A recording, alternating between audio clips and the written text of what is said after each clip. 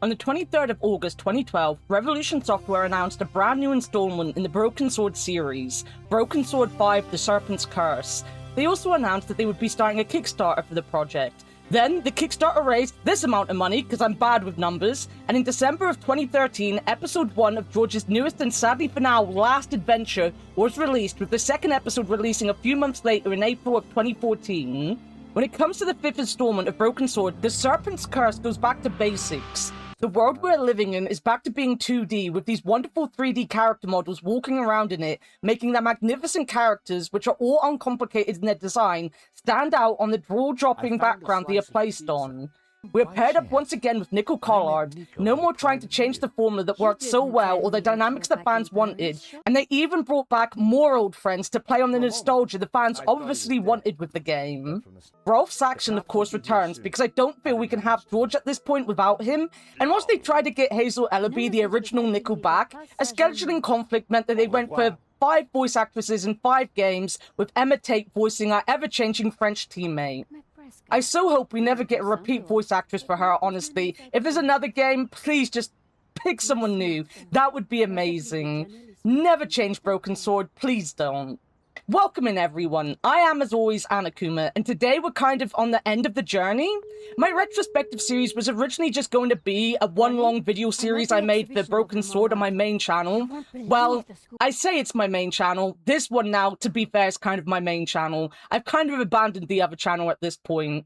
Now we are here at the end of my journey and the end of this series, but as you can see, I'm trying my hardest to become an essayist in my own right, with a number of videos now out on this channel. And I will be continuing with this channel, so don't worry about that. Unless you want me to end, then worry about it, because I'm not. Yeah. I know I'm not good at it, but I'll only ever get better by failing as many times as I need, and as I fail quite often, I feel I'm on a good start in the failing. Saying all this, as you can guess, this is kind of a bittersweet video for me anyway. Heck, I even remember the pains of making the first Broken Sword video, which I feel if you watch now, you can see how much I've improved, hopefully. Shadows of the Templar was made in a 2-week period leading up to Reforged coming out, and I ended up being really sick throughout all of the editing part of it. I'd like to blame being sick on the video being bad, but I'm just not good at writing scripts, reading them without sounding weird according to Shin, and then editing things. Okay, well, nothing has actually really changed, so let's not talk about me anymore. Years later, I'm still here, rambling about Broken Sword, and we're still no closer to Percival's Stone being released, sadly. Life never really changes. With the gameplay going back to classic point-and-click, a wide variety of returning characters, and a whole new roster of its own fantastical characters, and of course with George's charm being back and Nico sassing the entire world, shall we see what the Serpent's Curse has to offer us? Well, the good news is that it starts nearly perfectly.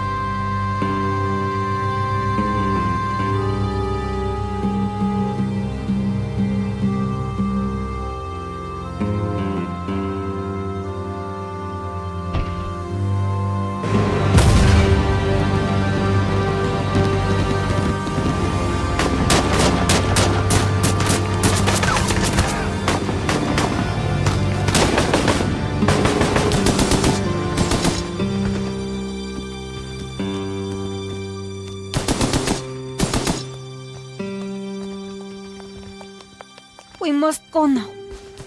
Papa! Tiago, go with your mother to the trap. Take this. It will always be your guide. Yes, Papa. We will join you shortly. Xavier, the painting! La malédiction.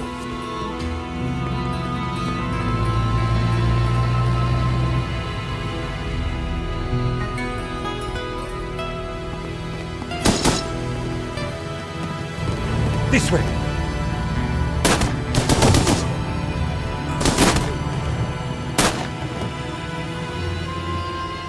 Senora, it is too late. Go! No! Papa!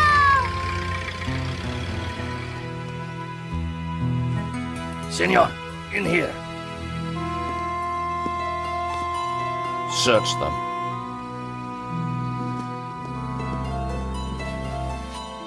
Of course.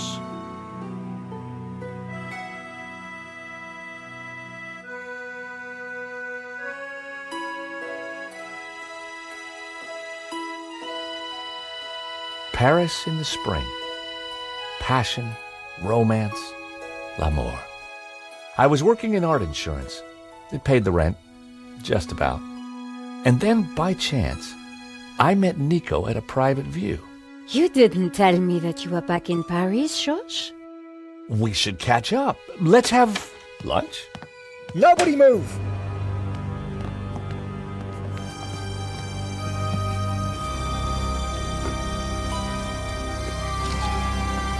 No, monsieur, not la malédiction.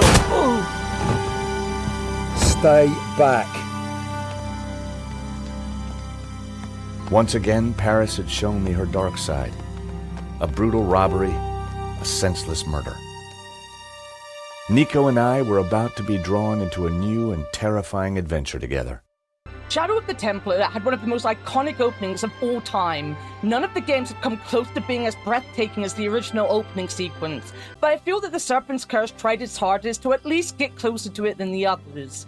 It mixes the impersonal story of a family being driven from their house with the more personal story for us of George and Nico coming face to face with another murder after coming face to face with each other for the first time in a few years, probably.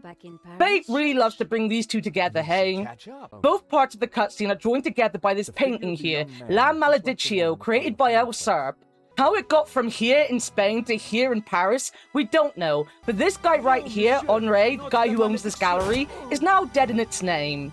Nico runs after the murderer as George gets down to business. Poking his nose into everyone's business this time because he's working for the people who ensured the event. George is a man of many jobs, apparently. I know in the first game he was just a tourist, but he seems to have a different job every time he starts a game. I say he starts a game, we start the game. He always has a different job. So, whilst this isn't as iconic as the first, and let's face it, nothing will, I personally think it joins the second game's intro as the closest to being as epic and dramatic as the original was. It tried to play homage to the original while still being its own thing, and that is kind of the main theme of this game. Playing homage to what came before it, whilst being unafraid to do its own thing and having its own unique feel to it. Talking of returning characters, our first returning character is right here, and it does make sense. This is Hector Lane. You might remember him from Broken Sword the Smoking Mirror, as the guy we got drunk on laudanum. Looked like we had killed him by having him collapse and smash into a shelf, but he deserved it because he did this to our pot. Would you give me your opinion on this pot, sir?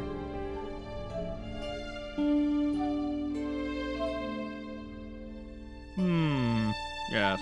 Very rapouche. Rapouche? Hideous. What the hell do you think you're doing? Right now, Lane is a bit of a problem for us as he's fainted, which isn't the first time we've seen him do that, as I've said, but George is confused as to why La Maledictio was the painting stolen in the first place, as it isn't the most impressive or expensive picture on display. Some snooping later shows that it was an inside job, as the alarm system that was meant to go off if someone touched one of the paintings had been sabotaged. Now, this area kind of continues the long tradition this series has of having a soft tutorial that has you play the game whilst learning how to move around. But, to be fair on this game, when you start up a new game, it asks if you want to play the tutorial, start episode 1, or indeed start episode 2. Now, if you've played any point and click, you will not need a tutorial. If you do try the tutorial, it is just long-winded, but there is a goat in it. It just shows you how to move George, interact with items, interact with the inventory, combine items, talk to people, look at things, and so on and so forth. But out of all the games so far, this is the one that really doesn't need the tutorial. But then again, I guess it was also created in the early 2010s, and point and clicks were hardly a genre on fire at that point, so I give it credit for letting you skip it if you want to, but giving it to people who need it. That being said, the soft tutorials at the beginning of all Broken Sword games are always easy enough to ease you into the game. Honestly, Broken Sword is never the most difficult of games to get into. Even the two 3D games were more problematic for hitboxes than it was for learning any controls the game wanted you to learn. Back in the gallery though, and there is one other person in the gallery with us right now, other than the dead body and the passed out Lane. That would be Father Simeon here. He is doing the last rites on the body, but will leave the body alone after you talk to him, which lets you interact with Henri's body. Well, he for sure was shot. We do get his spray, Brute, and a chance to play with his glasses. Why is this even a thing? It is fair that we can put them on properly and make him look better, but why can I just sit here moving a dead man's glasses up and down his face? I'm not complaining, I just want to know why that was a thing they added. You need to get Lane up with the help of the Brute and the leftover pizza from the murderer. He'll then tell you that he was in business with Henri to create this exhibit. He won't be much more help though, as why would he be? Like, honestly, George, why would anyone help you for no reason? You are not a detective, you're just a person.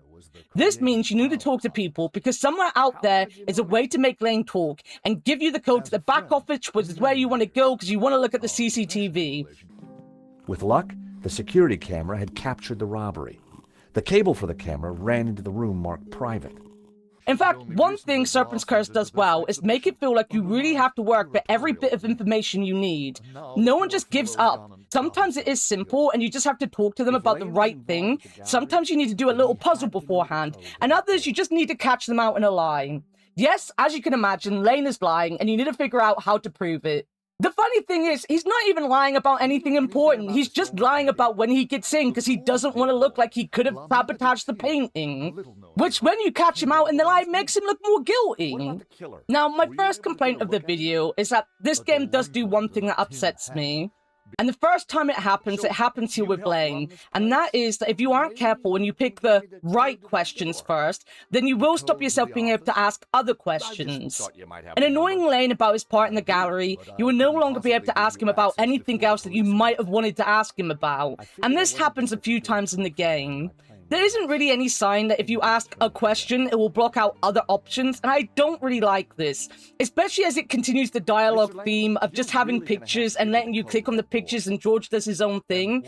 You're not necessarily sure what any of these pictures mean, let alone that they're the most important thing that you have to talk about at that moment. So you miss out on asking him about things like the painting, or if he knows why it would have been stolen, or anything like that. I will admit, I'm not sure if that happened in the first game, as it has been a while now since I played it, but one thing I've always liked about Broken Sword is that it never felt like you were blocked off from asking anything.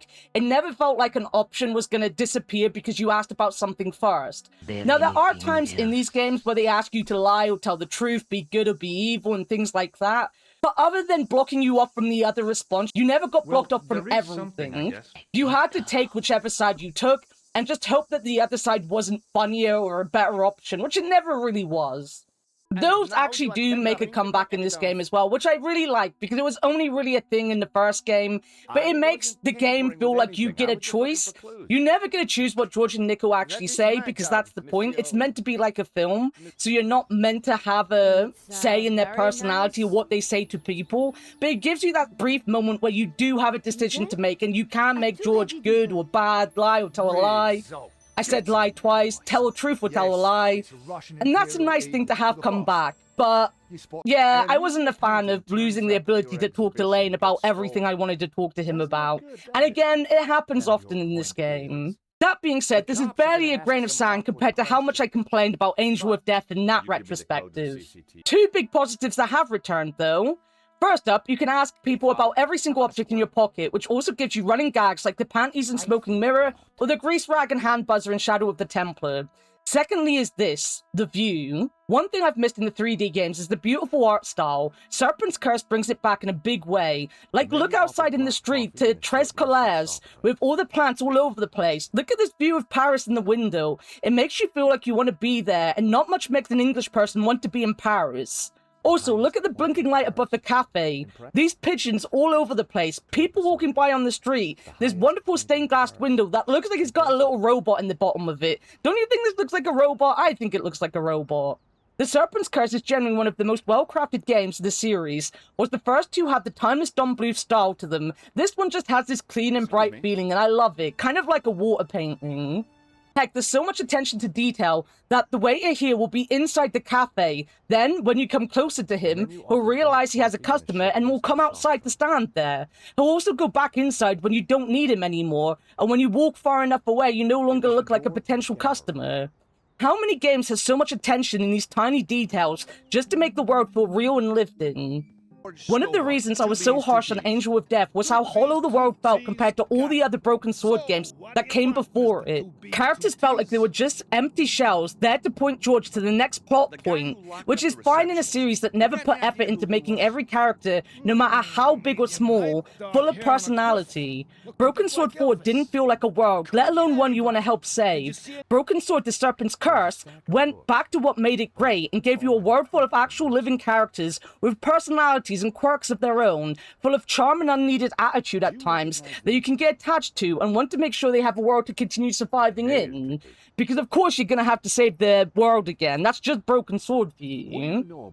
We even have the Sakurakura overlooking us, a very real place in Paris that was built on the highest point of the city. Again, reminding you that you really are in Paris. Yeah, we went to the Vatican and Angel of Death, but it was a random door in a random wall and not something a tourist would remember if they ever had been there. Many places in Angel of Death just felt lifeless and pretty uninspiring. None of these things ever felt like a real place in the real world, and this game is set in the real world, so it's nice when you get reminded that you're actually in a real city. That all being said, George has no time for sightseeing today. In fact, I don't think he ever has time for anything other than solving crime. Or changing jobs, I guess, because he does change them quite often.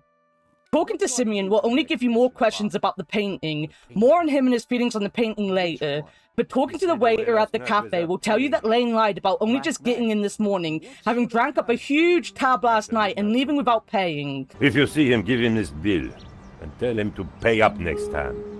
You'll confront Lane with this and point out how he would come over as the main suspect for the murder, which leaves Lane with no choice but to give you the code. Well, honestly, he did have a reason. He didn't really need to lie to us, and even him lying to us means nothing. Guy fainted after the murder. He could genuinely say he lied to George because his mind is fuzzy after all the drama, but either way, he does give us the code, so into the back office George struts. Only he doesn't. Because, ladies and gentlemen, we have a returning character. Returning character number 2. Freeze! Hold it, or right there. Whoa, don't shoot. I'm innocent. I'm an American. Can't make up your mind, huh? Yeah, Moo is back. He doesn't have an iconic line like he does in the original game, but he is here and looking great. He's accompanying Inspector Navet, who wants no one to move or do anything as he inspects the body. He also tells Moo to stop anyone from coming in. So with George stuck, we head outside his nickel to find, as I've just said, Moo won't let us come in. Even someone who was originally in the building just can't return into the building. Why did it take us so long to get back? I guess she chased this guy a long-ass way in heels. Now, I have been told that isn't actually hard, and I need to stop saying that heels are hard to run in just because I personally can't run in heels. I'm sorry, Aggro. I promise at some point I will stop saying heels are impossible to run in. They aren't even that high, to be fair, on Nico. With Navet having put Moo outside to watch and the game instantly changing to Nico, our first interactions with Moo will be with Nico. This is where we'll learn a little bit about Navet. He's a genius and has been on a roll of solving cases, so you're instantly imagining French Sherlock, which I guess is nearly Poirot, depending on how much you want to buddy the Belgian. You can also learn a little of why Moo was sadly being lumbered with Navet. Ah, that would do the trick for sure. Unfortunately, I mustn't drink on duty. My doctor specifically warned me against it after the last incident. That incident you mentioned, what happened exactly? I don't want to talk about it. All I can say is it was very unfortunate. I am on duty, and I need to focus. Poor Mu, to go from helping Psychic Rosso, who ended up being a Neo-Templar, to now having to stand guard once more on a murder scene. If he didn't have bad luck, he'd have no luck at all. So we know that Mu has a peeing problem, so won't drink. The game even has a pissoir right next door, handy. We also just so happen to have a cafe on the end of the street as well, so we'll head down there just to start learning that this waiter has way too much character for a waiter. Like seriously, this man is a whole thing and refuses to serve Nico because he has a serious attitude problem. Because I look at you and I know you are like all the others. The others? The pretty women who shop, who gossip, who have their spa days, their almond croissant. That bad, huh? And the men with their grooming products and their shiny shoes and their skinny suits who come to my cafe and ask me for lattes, macchiatos, frappe. I see your point. Is this what we fought on the barricades for, madame? Ripped up the paving slabs, bled on the streets. Isn't it? No, madame, it is not. We fought for ideas, for philosophy, for freedom, equality, fraternity. Vive la révolution. And do you know what drove us on as we fought? What fueled the streets of Paris in that glorious spring? What made our hearts soar? Cheap wine and free sex? No, madame, no! It was French Café Noir that inspired us. The simple demi-tasse. The black, sweet taste of freedom. So that's why you closed? Yes, madame. I serve only thinkers, philosophers, revolutionaries. And you, madame, with your polite top and your pointy ears, are none of those things. Thankfully, it looks like Nico is back to work at La Liberté, and showing him Nico's press card will have him change his tune. He'll bring you a coffee, then you can ask him for one to go, and he'll give you one happily. Not like that, mine's out of the gutter, please. Nico can then pass on the coffee to Mu, who tells the full story of why he can't take it. Since you seem quite understanding, I shall elaborate. Please do. I was in charge of canine security for the president himself. One day, en vacances, he went for a private discussion with a lady minister. I stayed alone with his dog, but I had drunk a coffee to stay awake, and nature came to call. So I tied the dog to a tree and went for a secret pee-pee. When I came back, the dog was having a liaison dangereuse with the lady minister's terrier. But how did they find out? Well, 2 months later, the president's Labrador gave birth to 6 beautiful mongrels. And I was busted to sergeant just after the president's divorce came through. You are a victim of a great injustice, Sergeant. So how does Nico tackle this? Just ask again nicely, show proof that she was in the gallery? No, she just tells Mu to drink for France, and that's enough to make him agree, because if there is one thing that you can count on, it is that patriotism is dumb, and all Mu did was end up pissing for France. And by drinking that coffee, you made the ultimate sacrifice for our glorious republic, your career. Now you put it like that? And now France is calling you again. She is saying, drink, Sergeant Mu, drink! She is? She is. Drink or fall asleep at your post. Which is it to be? Plus, leaving the door wide open for Nico to walk in instead of guard like she said she would. Because, of course, sorry, Mu. That being said, it is nice to see Nico back to her usual self. She's confident and sassy, extremely witty, and uses her smarts. The Nico in Angel of Death was cold and mean, and I don't like that version of her at all. I think you might have noticed that in the video. Another thing before we move on is this nice little throwback to the first game. In Shadow of the Templars, George asks for some advice from Russell and Mu, and they give him this really silly life advice. What about my personal safety? Can't you at least give me some advice? What can I say? Stay alert and look out for suspicious characters. And don't cross the road until the little man shows green. great advice. Here, Moo does much the same to Nico, giving her silly life advice instead of anything that is gonna help her. Here's my press card. Do you have a statement for the paper? Yes, madame. Stay away from the crime scene and let the police do their job. And always leave a light on when you go out at night. Man, it's just nice to have Moo back. Now, with George and Nico reunited once more, Nico's time in the spotlight isn't quite over yet. I love how they talk in whispers as to not be overheard by Nave, who is down on the floor right next to them.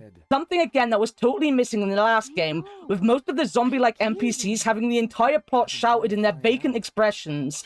But it is time to properly distract Nave so that George can get into the locked room. I did complain about how distracting people in Angel of Death just meant moving them a little bit or making them do a task still totally in eyesight of George, and this isn't too much better, just they do give a more in-universe reason why that happens.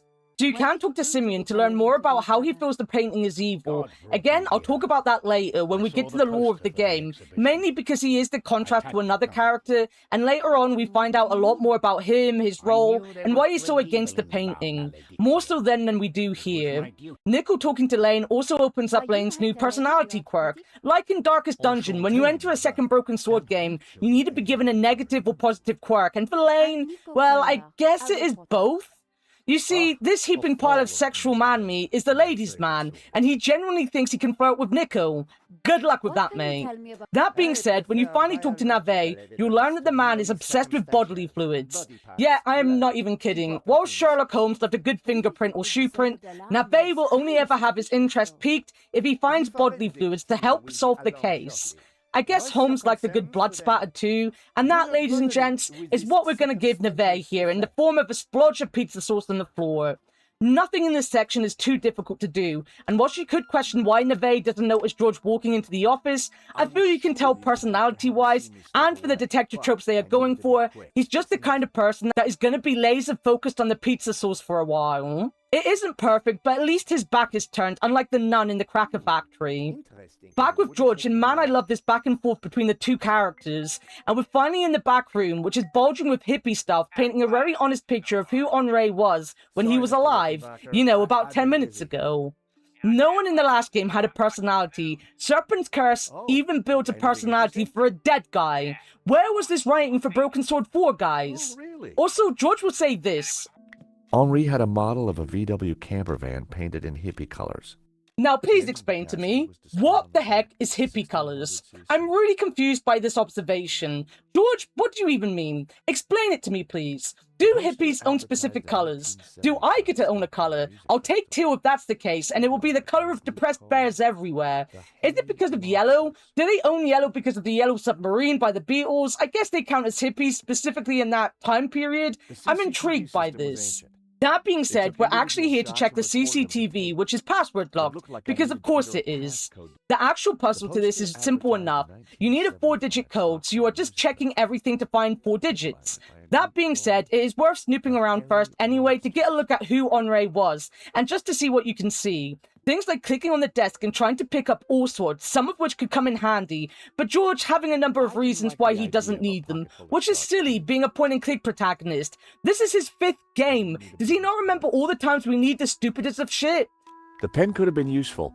Then again, it might have leaked all over my pocket. The lighter was corroded and grimy. It'd probably never work again. I decided to leave it. Carrying an ink pot around inside my pocket would have been stupid. The ink would have stained my hands for days. Even in this game, he'll put the weirdest of shit in his pockets, yet nothing on this table is worthy of his time? Probably for the best, though. It is a crime scene. I say after we took the spray bottle off the dead body, never mind. There is also a great Easter egg on the floor, as the poster for Broken Sword The Smoking Mirror is peeking out at you from behind some junk. Much like seeing the Shadow of the Templar poster on Vernon's bedroom wall, it is a lovely little thing that fans of the series would be happy to see, but isn't so in-your-face or out of place that it breaks immersion in the game, or at least not for me. There are a few dates you could try with the CCTV, but in the end it turns out that Henri, much like me, is a May baby, and his birthday is 7 days and probably a few years before mine on the 27th of May. Log into the CCTV and George gets to see frame by frame what happened today. George will have to click through each screen, examining everything he can see on these screens, but will only really determine two things. A murderer was wearing a helmet with Waterloo motors on it, and George himself made himself look extremely fucking sus in how he's been investigating the scene so far. Congrats, George, we might be suspect number one once more. If you haven't already picked it up like I hadn't, because it was a small hitbox hidden between all the junk, the last thing you'll have to pick up is in the waste bin, just a credit card statement that gives you Henri's address, and we even put it back so that we're not carrying it around. With all that done, Neve will storm in and throw us out, which, you know, is very fair. This is a crime scene and we shouldn't be in here.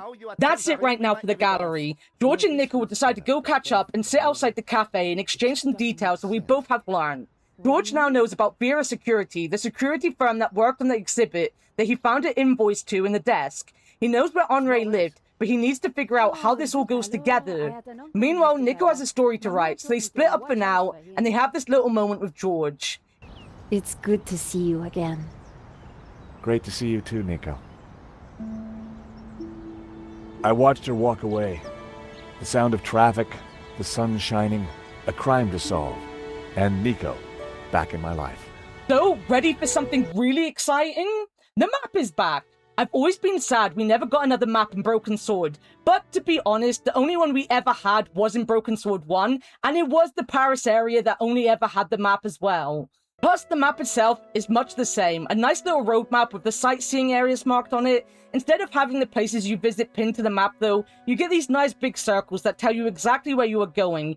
Vera Security and the gallery both have their logos on them, whilst Nico and Henri's apartments have their faces. If you can't go back somewhere or it's cut off for the time being, it'll be grayed out, much like the names of places you didn't need to revisit or just couldn't go back to in the first game. Whilst the first one still had a little more charm to it, I do love this one so much. This is the kind of fan service for a nerd like me. This is where you get to choose where you go first. Personally, I went to Vera Security in this playthrough. You can go to Henri's apartment, but you won't get too much done there yet, as Lane will be there and you need to get past him, and the ammunition to get past him is waiting for you at Vera's. I didn't remember that, it was just the first button to press, and when you go to Vera Security, you can't leave until you finish what you need to finish. And I know this because getting the information from Vera Security isn't as easy as you'd want it to be, and you might think you need to go somewhere else to get something for it, but you don't. First up, when you enter Vera Security, you'll meet this lady, Annette. Help! What's wrong? There's a monster What? Where? on the floor. Get rid of it! Oh, the cockroach. Now, she will not talk to you right now because she's freaking out over a cockroach that is just scuttling around on the floor down here. Is that what cockroaches do? Just scuttle in circles? Either way, he gets his own little close-up, the model looks fantastic, and for some reason, he has theme music.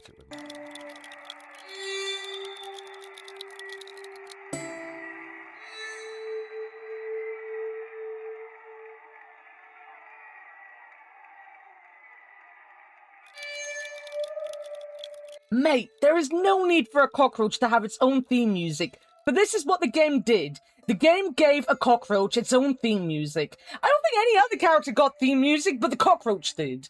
George realizes he's getting nowhere unless he manages to catch the cockroach, so he'll pick up some matches on his way out of the office, which is situated in a mall, and we head over to talk to Bassam.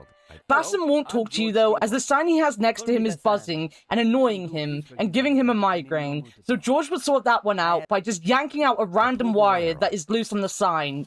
At least in Angel with Death, he had to wear Mark's fancy pink gloves before doing anything dangerous like this. In this game, George has just moved past being electrocuted apparently, and can now touch live wires safely. Well, for now at least. That isn't enough though. I think if you talk to Bassam again, you'd have to do this anyway, but I remembered because it's just a silly puzzle, that you have to move the sign around and rename his store for him. So I just did that after removing the wire.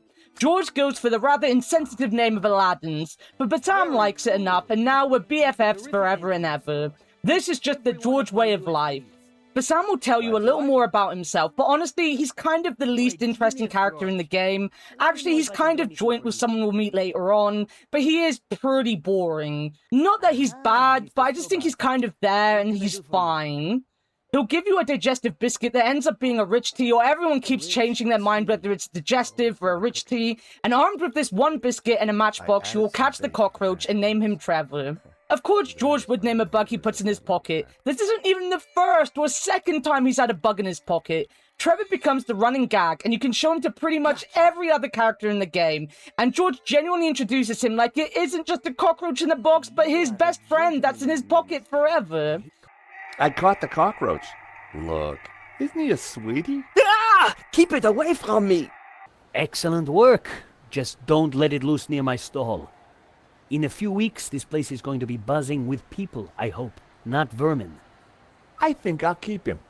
I'll name him Trevor. Interesting name. Old school, comforting, harmless. I can see you're quite a strategic thinker, George. Now here's someone you'll get along with, Lane. Trevor, meet Lane. Lane, Trevor.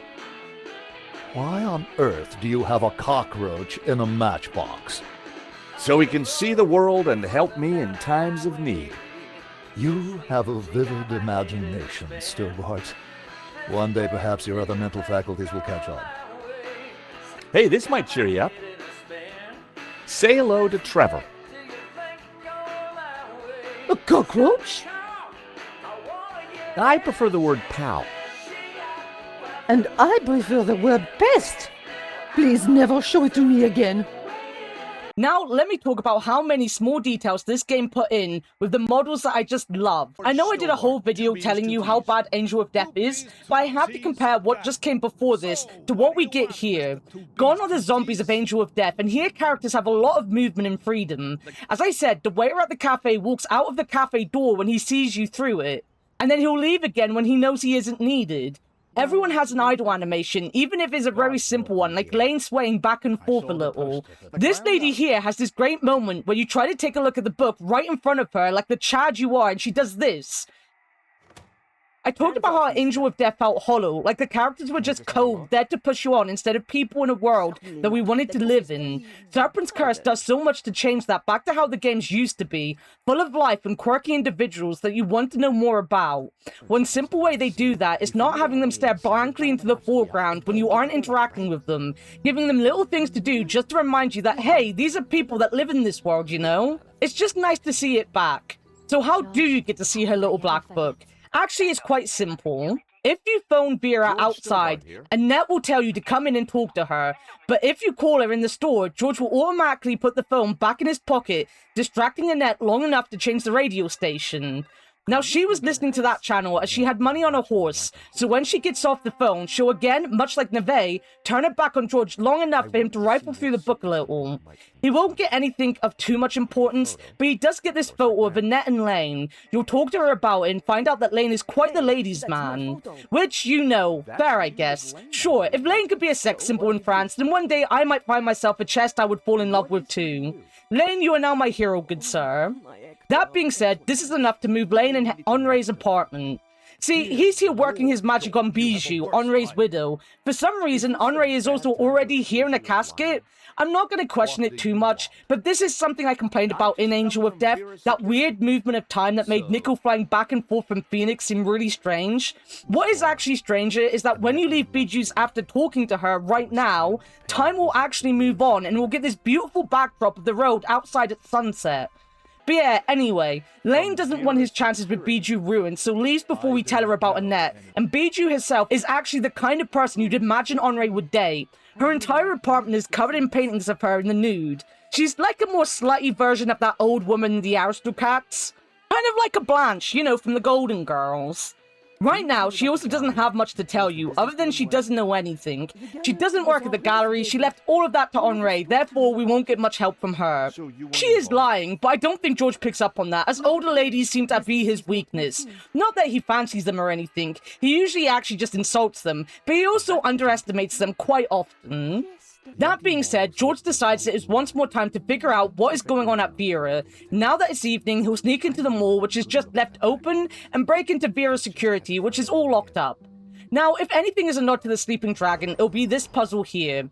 You push Pazam's stall over to this ledge to be able to shimmy over to this electrical box. Sure, it would be a poor nod, as you'd need a 10-minute long box-pushing puzzle to really nod at the only gameplay in that game, but I like to think that this is once again proving that they now learnt their mistakes, and even in this partly 2D world, can do box-pushing better than ever. Also, once more, George is just going to start cutting up wires and rewiring this entire thing without any protection, because why not?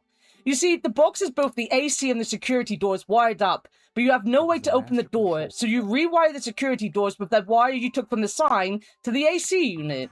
This means that when you turn the AC unit on and off, you basically have a door opener for the security doors and can break into Vera without too much of a hassle.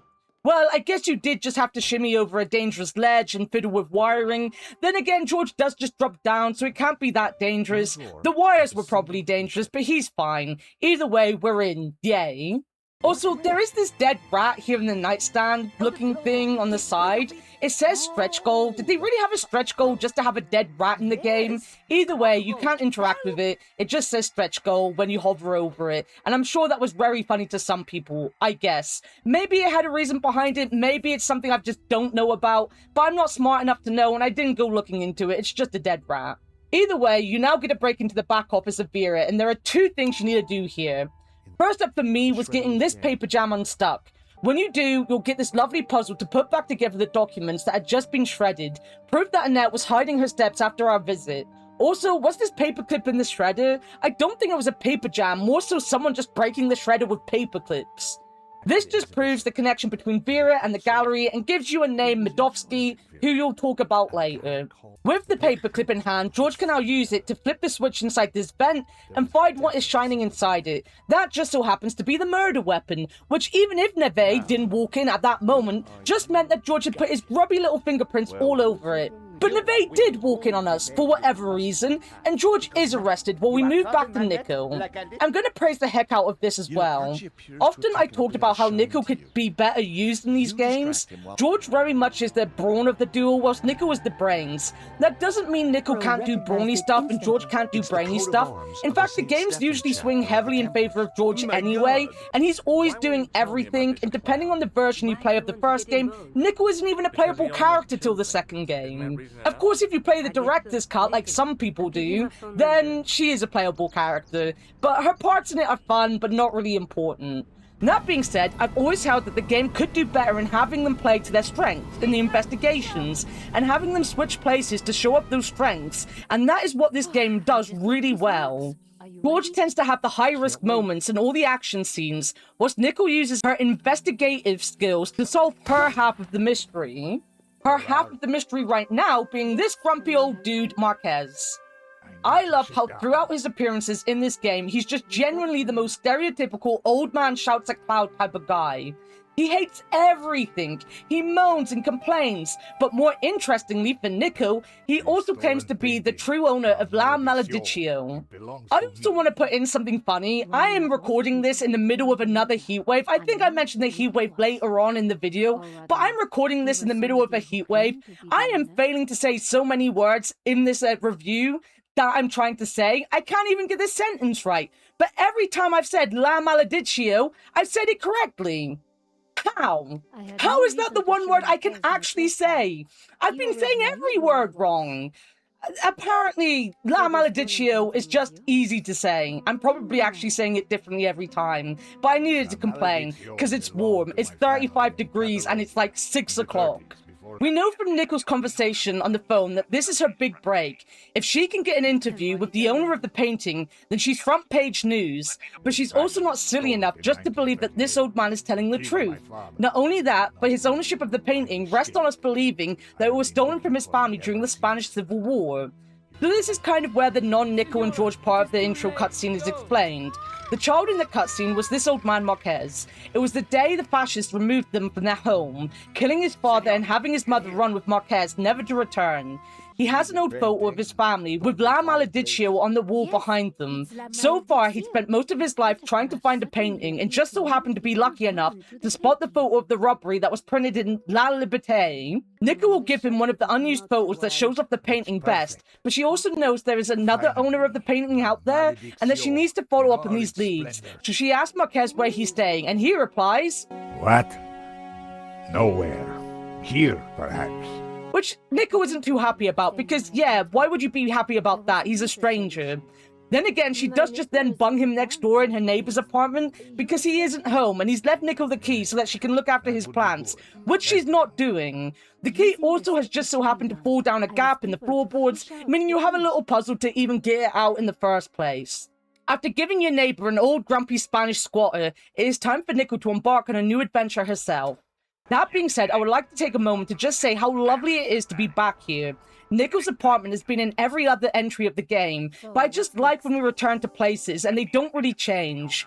Rougerie itself has changed a little, and Nico's apartment does have some upgrades to her life, but just to return to the areas that we know and love reminds us that these are once more real people in this world, living very real lives, and going about them regardless of whether they are being highlighted in a game. Time passes, technology moves on, but Nico being a poor artist in her own right never changes. For now though, sadly for Nico, she needs to deal with Lane, the only person she knows has connections to the painting.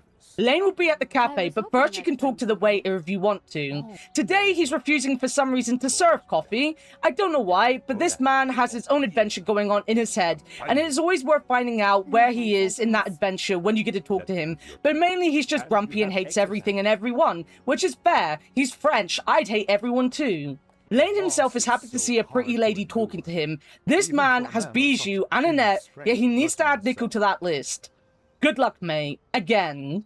He'll mention that you should go have a private chat in the back office of the gallery, but at first Nico will say no. After learning that the manifesto she'd need to see is somewhere in the back room though, she will agree to go with Lane into the back office, and I'm not too worried about Nico here because I've seen she can hold her own against just about anyone, and I've also seen Lane faint twice over really minor things.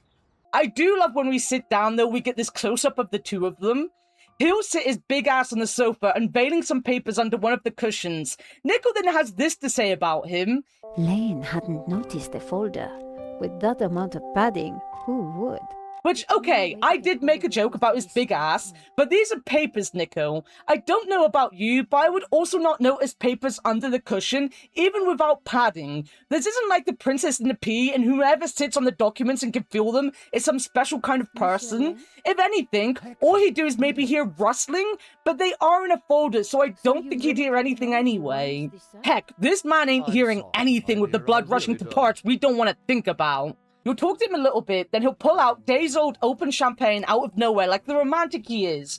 I say nowhere, there are bottles everywhere here, and I can imagine Lane sleeping here for some reason, and you'll get to spill it all over him to distract him and make him leave. He also says it's cold, which I find hard to believe. Unless there's some kind of fridge down there we don't know about, this is just a bottle of open champagne he found on the floor. How is that going to be cold? Either way, you'll be able to take a look at the files at this point. This is where Nico will learn of Medovsky, the apparent owner of the painting, and head off even through Lane's protests. Back in our apartment, we phone our boss to tell him what we've learned. When we've told him we've learned the name Medovsky, this puts the fear of God into him as he knows exactly who he is, a Russian new to London that is dangerous enough that he removes Nico from the case. Why does this always happen to Nico? And why does he ever think Nico isn't going to follow through with her research anyway? She never listens to him. I'm pretty sure this is always the paper she works for. And I'm pretty sure she's quit or been fired in every game so far. Nico will ask to talk to him over lunch the day after, and he agrees. She then says he doesn't trust her, which I don't think is what he really meant at all. He genuinely didn't seem to want her to get hurt, and Medovsky sounds like a dangerous person.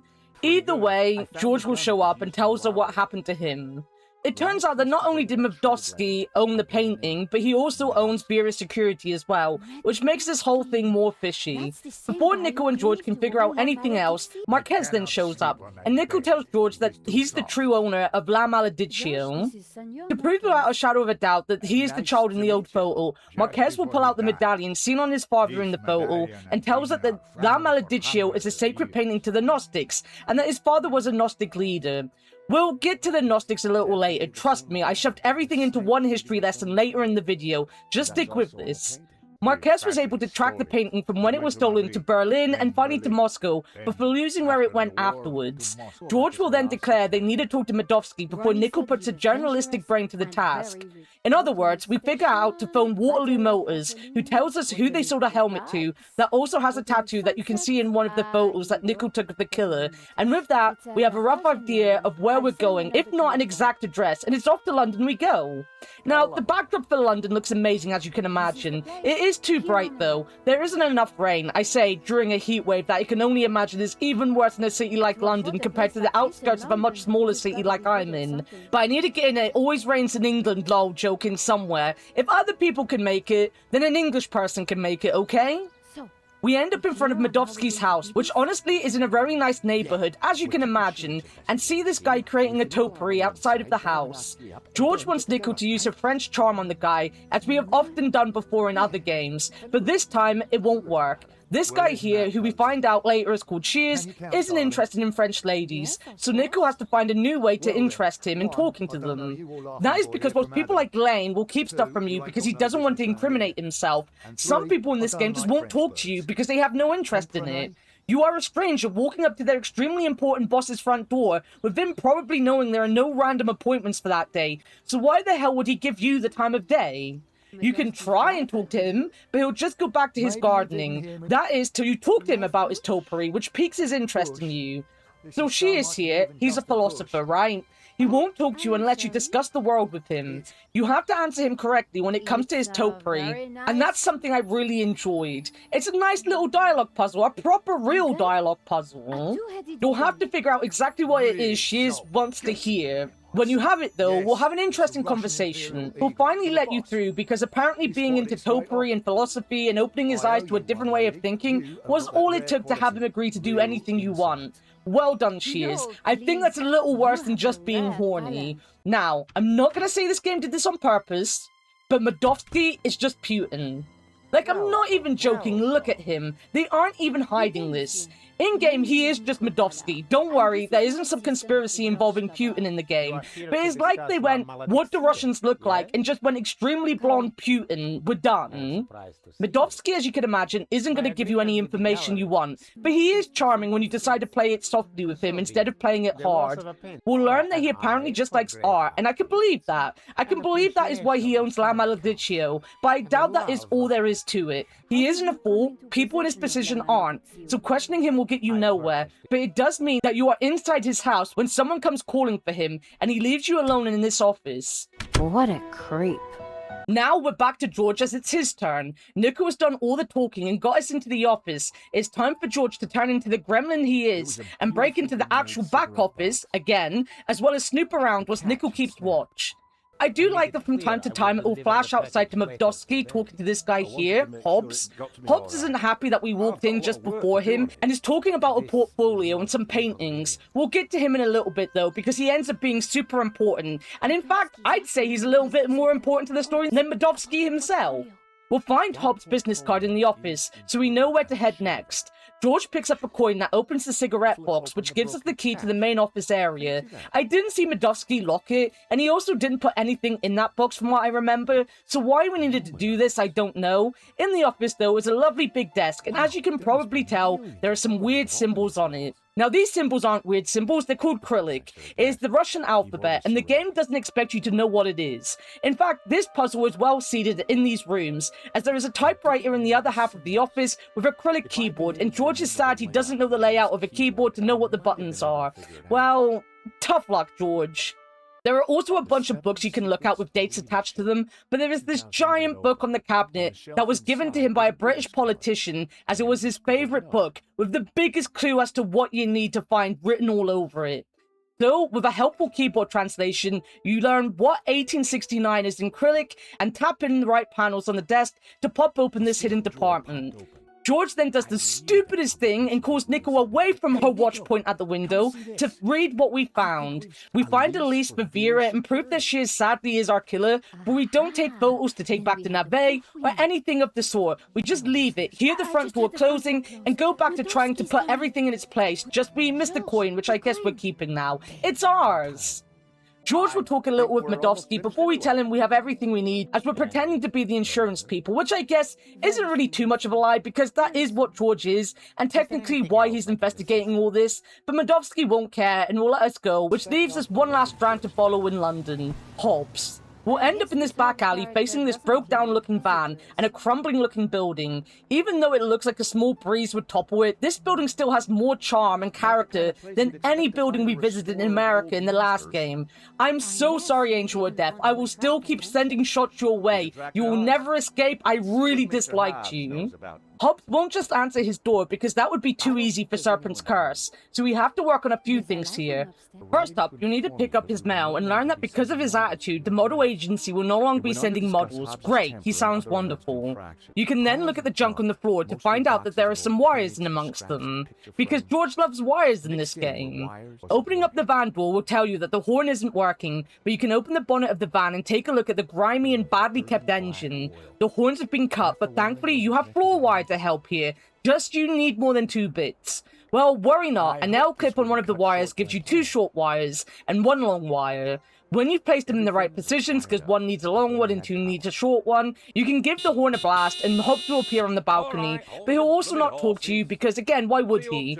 He has no time for you or whatever it is you're doing to his property. That being said, you know he's a painter that needs models, so if you tell him that the 2 of you are models, he'll just let you in. Lucky for us, he's waiting for a woman and a man to model for him, else that would have been an awkward lie to have told. I'm sure it would be fine, though, if the nun's an angel of death or anything to go by. I'm sorry, I just can't help myself. Low-hanging fruit, I know.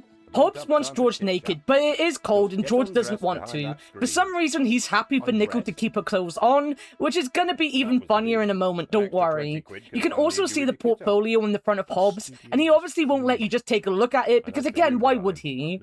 The actual puzzle here is quite fun. You need to overload the breaker and get Hobbs drunk enough that fixing the breaker takes him a while.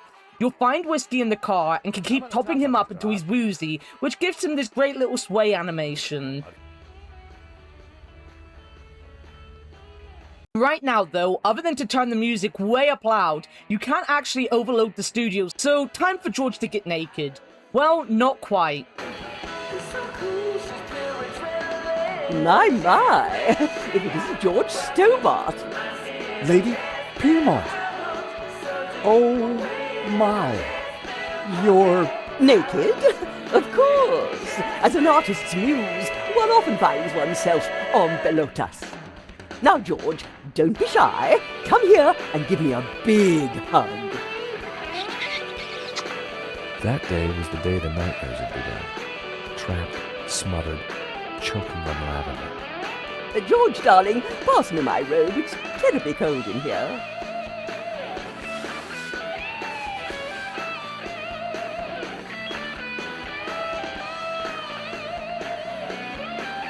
Oi! What are you doing with a blooming robe on? God help me, but you're supposed to be naked. I've got a deadline to meet. Well, you won't be meeting any deadlines with manners like that. And besides, it's freezing in here. Yes, ladies and gentlemen, the legend is back, Lady P. She doesn't mind getting naked because of course she bloody doesn't. Hobbs wanted her naked, which kind of makes sense when you realize this guy is kind of older than he looks as well. You don't get to see her naked though because it's a PG game. It's not that kind of game. And Angel of Death, to its credit, see, and I will say something nice about it, Angel of Death is still the closest we've ever got to seeing naked George. Plus, half-naked George in that game was in a sex dungeon, so that's 2 wins, surely. Lady P is still as terrifying as ever. Hazel Ellaby was originally the voice of Lady P, and I will say that the voice actress didn't have the same presence that Ellaby gave her, but she still has great moments like this. Oh, crumbs. If you do not adjust the heating, I shall refuse to cooperate. Lady Piermont, it's the circuits. They won't take the strain. You know what old buildings are like. In which case, I see no reason for this session to continue. She's also just extremely happy to help us with whatever it is we're doing, so get Hobbs to agree to let us turn the heating up, so that is step 2 in how to blow the breaker done. Also, we know her first name is Clarissa, we've known that for a while, but apparently Clarissa is derived from the German name Clarice, which itself is from the Latin Clarus, Clarus meaning brilliant or famous. I'd love to think they chose this name on purpose because Lady P is brilliant, and no one can change my mind on that. This battalion of a lady has lived rent-free in my head since I was a child. Her commanding presence, as well as genuinely just being a funny old lady, always endeared her to me, and while she doesn't have iconic moments like in the first game, it was nice to have her back either way. She's still got a part to play though here, as there is one more thing I need to do to trip the breaker. You see, we have this elevator here on the side. Just putting it up and down won't do much for you, but if you ask Lady P to stand on it, that little bit of extra strain having to actually lift anything heavier than air trips the breaker, leaving Hobbs stumble over to flip the breaker back on.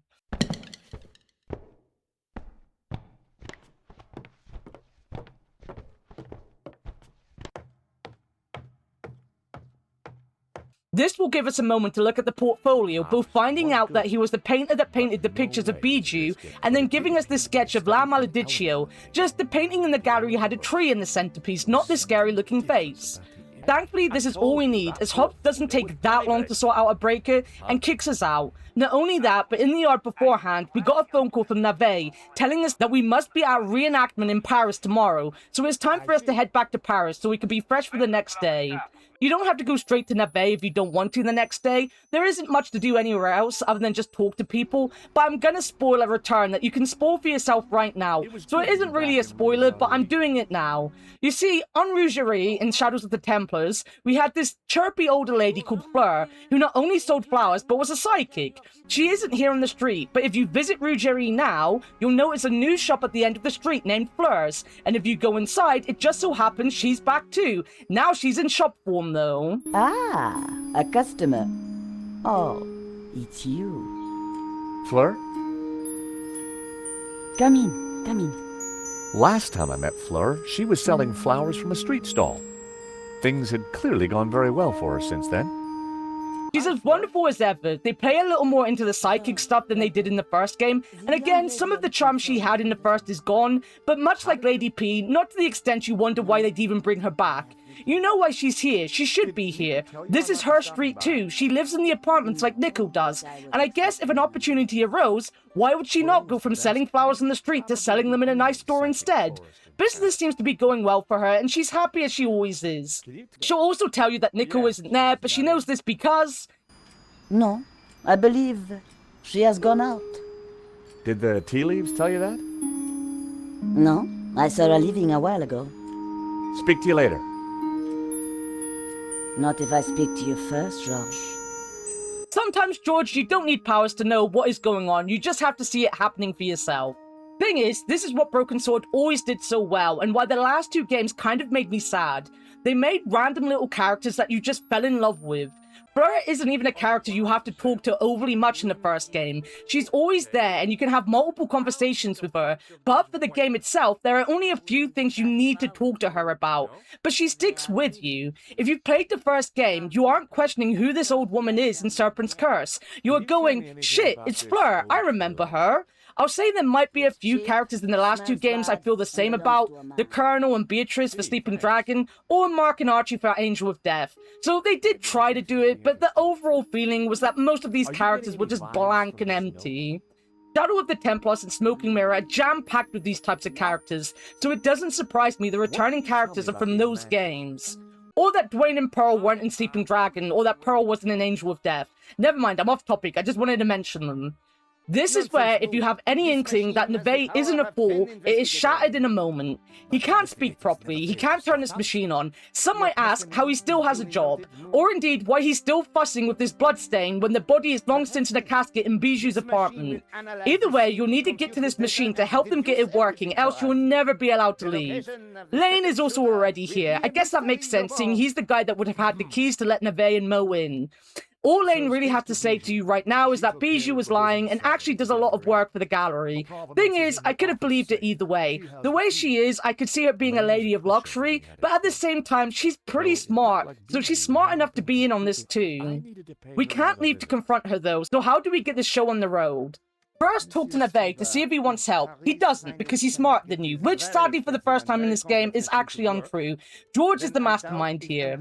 Only then, after your help has been denied, can you head over to the plug and unplug the machine. Coming back to ask if Navet has even plugged it in. I don't get how he falls for this though. Surely, as we'll see in a minute, the lights would have been on, and then switched off. I know Navet is a fool, but Mo isn't. Did he not notice the machine losing power? You'll notice this because the puzzle to turn it on is a switch puzzle. Again, it is the most basic-ass version of a switch puzzle, and you can honestly brute force it pretty fast. But it asks the questions how Navet and Moo couldn't turn it on, and how they couldn't tell it was switched off. Either way, you've now done the thing, and now the reenactment can begin. Just, we don't have a dead body. George will be the dead body, but George doesn't look like hungry. Okay, right, let me get this straight. George is here because he has to represent himself in the shooting, but because we don't have the dead body, which is the easiest thing to represent with just about anything, George now has to not be him, but be a dead body. And because these guys are apparently professionals, we need to look like Henri. Seriously, Neve, Moo, Lane, what is going on? At that point, Simeon and Nico will also arrive, and you'll be allowed in the back room to grab the glasses from the statue. Honestly, at first, I thought they would be part of the statue, but fair game to Henri for sticking them on the statue. With our masterful disguise on, we lie on the floor and get this wonderful view of the ceiling and Father Simeon. Serpent's curse isn't afraid to do weird and wonderful things with the game, with close-ups and looking legit through the eyes of George. You can't show Simeon anything, because sadly Neve is taking this way too seriously. Monsieur Stubble, Yes, Inspector? you are fiddling. I just wanted to show Father Simeon. Well, don't. You are supposed to be dead. The dead do not move. They do not talk. And they certainly do not fiddle. So, please, stay in character. Important science is occurring. But that doesn't mean we can't talk to Simeon. So here it is, the history bit. You see, Simeon is part of the Dominican Order, an order that was founded to oppose heresy, which did mean that they were part of the, and I'm gonna butcher these words, I'm sorry, Albigensian Crusade between 1209 and 1229. To try and convert the Gnostic group known as the Cathars. Marquez, as has already been said, is the last of his line of Cathars. So when Simeon talks about the Gnostic, he both means the movement as a whole, but in game terms, he is up against the Cathars. Or I guess not up against, because there is only one Cathar, and he isn't really doing much other than trying to find his painting. La Maledictio is a made-up painting for the game, and works much like the Templar's manuscript in the first game. It is more a hint and a shove in the right direction, full of actual Gnostic symbology and other historically, to a point, accurate things. There it is again, that technical term, thing. You can tell the script was being written in the second UK heatwave of 2026. Not that I'm any better at any other time, but I'm gonna blame the heatwave this time. For example, this guy here is meant to be Saint Ramon. Saint Ramon is a real saint. He ended up surrendering himself for the life of 28 captives in Tunis. Whilst in captivity, he had his mouth padlocked shut to prevent him from preaching to the other captives. From what I know, he had nothing to do with the Gnostics, but he was born in Catalonia, and works as part of the puzzle to find out exactly where you'll find the tabula later, as he has a city named after him. Gnostics themselves aren't one singular thing. It's more like a collection of like-minded people from all different backgrounds. It was denounced as heresy because, well, anything is heresy if it doesn't agree with the church. You know, free thinking is very dangerous. Most Gnostic writings have been destroyed in time, so it isn't like many survived to modern days thanks to many crusades and pushes to have them wiped out. As I said, the game itself is about the Cathars, who believed in balance. In the game, it's the balance between Jehovah and Lucifer. It isn't as simple as good and evil, and more about who the true God is, and what they both stand for, as well as where they overlook. Marquez is out to keep the balance, but just believing that Lucifer is in any way equal to God is heresy. Sadly, the Cathars themselves were eradicated by 1350. Later in the game, as I'm really doing a deep dive right now into the history of the game, but you learn of some of this later with Marquez, and even some of it later with Simeon himself. You will learn of that Albigensian Crusade. I've said that fast. I've probably got it wrong. I'm sorry. As I mentioned before, that ran between 1209 and 1229. During that period, some people did manage to be converted, and I'm sure their souls saved. But in the 1230s, Pope Gregory had had enough, and he used the Dominican friars to root out Cathar suspects in what is known as the Medieval Inquisition. In this game, Mount Segura, a very real place southwest of France, is important, as it is and historically was the starting point of the Bons Homes. Bons Homes? It's French, it's spelled like this, which was a famous 107-kilometer hike that the Cathars did to escape. Montségur is also thought to have been a hiding place of a treasure related to the Holy Grail, but the Cathars apparently smuggled it out before they surrendered. Plus, the Ouroboros that Marquez shows us on the medallion, and even the shape the tabula ends up being, because, spoiler, we do find that too later in the game, it's not really a spoiler, we always find these things, are all actual Gnostic symbols. Even the little bits about the Spanish Civil War aren't that out there. you'll learn of Wolfram, a group that could be related to Wolfram von Richthofen, a German who was sent to Spain during the Civil War to help Franco. The Spanish Civil War ran from 1936 to 1939, if you didn't know. You'll also hear about Nicholas Emmerich. He too is a very real person. Born in 1316, he was a Roman Catholic theologian. He stayed in Barcelona until 1376, until a Dominican monastery he was staying at was encircled and he had to flee to Avignon. So the game did a lot of research while making its own lore around it, and it's weaved in all so well together that the things that they make up actually feel like they could just be real anyway. So much like Shadow of the Templars, it went back to telling its own tale in between actual history, or at least the story of history that they found interesting, because as always, sometimes it is hard to tell what really happened back then to any real extent, especially because the church keeps destroying things. That is also the last really bad history lesson with this bear. Unless another game has history in it that we do later on, I don't know, we'll have to wait and see what I do. So, to recap, Simeon here is Dominican, he sees Gnostics as heretical, Marquez and the painting are both Gnostic, more specifically Cathar, therefore in Simeon's eyes they equal bad. Simple enough. Simeon is your main guy for learning about the painting. You do learn about the Dominican order from him, but mainly he's so scared by the painting, he genuinely will tell you anything you want to know, because it is eating him up inside how evil he feels the painting is. He even points out at one point that there has even been a death over it, and you can't really say he's wrong, we're reenacting it. Marquez, on the other hand, tends to be the person that gives you the lowdown on the Gnostics, so the game balances out pretty well between the two characters and never really gives its opinion or lets George and Nico have an opinion on who they feel are in the right or wrong. They just kind of go with the theme that everything needs balance. When you can finally show Simeon any items again, you'll be able to show him the sketch that Hobbs made, and it is enough to scare him off. I don't know, I said the face is scary, but it's not that scary. With him leaving, Interpol will make their debut, with Langham here. The painting is evil. The heretical Gnostics in league with the devil himself. The devil?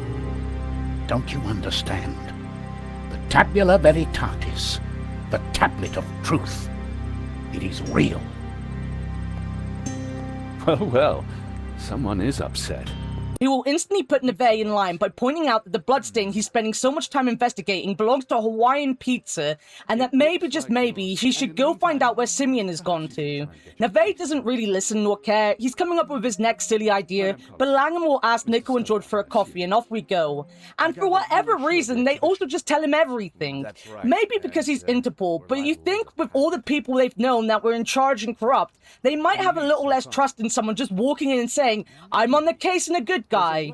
Either way, Langham will listen, they'll agree to keep each other informed, and now it's time to confront Bijou. Just sadly right now we can't. She is drunk, and she's also broken the record that she's been playing non-stop since we first arrived. She really won't talk to us until we help her somehow, but don't sweat it. Harry Lobster's hit single managed to hit #2 in Sweden? Switzerland? Swedish. Yeah, that one. And it just so happens that Bassam has greeting cards of #2 singles in... I got them cheap. An entire collection of Swedish #2 hits from the 70s. Okay guys, I am writing the script at 9 PM and it's still 30 degrees. I am not fact-checking myself on this one. It is whatever country they say it is. He will for some reason just give us the card for free, which means we can bring it right back to Bijou and play it. Apparently this card plays the entire thing and on repeat as well. Crazy good. Bijou is still too drunk to understand what is happening though, and she just wants to dance with Henri one last time. Just the glasses might be enough for a reenactment with these idiots, but not enough for his actual partner. So this is one of the most unique and fun puzzles in the entire series. You actually get to dress George up as Henri. You'll sit at Bijou's mirror and you can make George really pretty, but that won't help. So you need to find a few items around the flat that will help fool a drunken Bijou into believing you are Henri. You don't really look anything like Henri, but in her drunk stupor, as long as you don't go at her with lipstick on, I guess the glasses with a few other bits and pieces help. Probably the facial hair, that hides a lot. Then we get this scene. Oh, Henri, isn't this wonderful? Just like old times.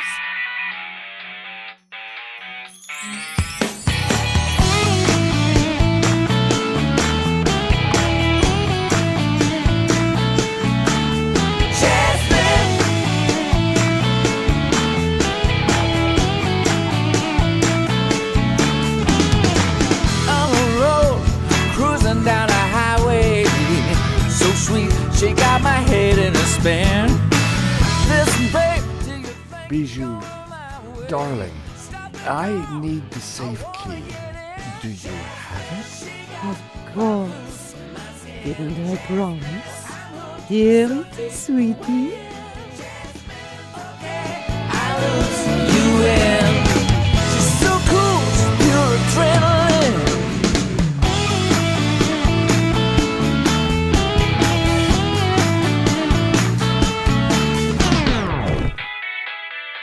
This scene gives so much character to Bijou, and it's just a wonderful moment in the middle of all the death and conspiracies that we've been thrown into.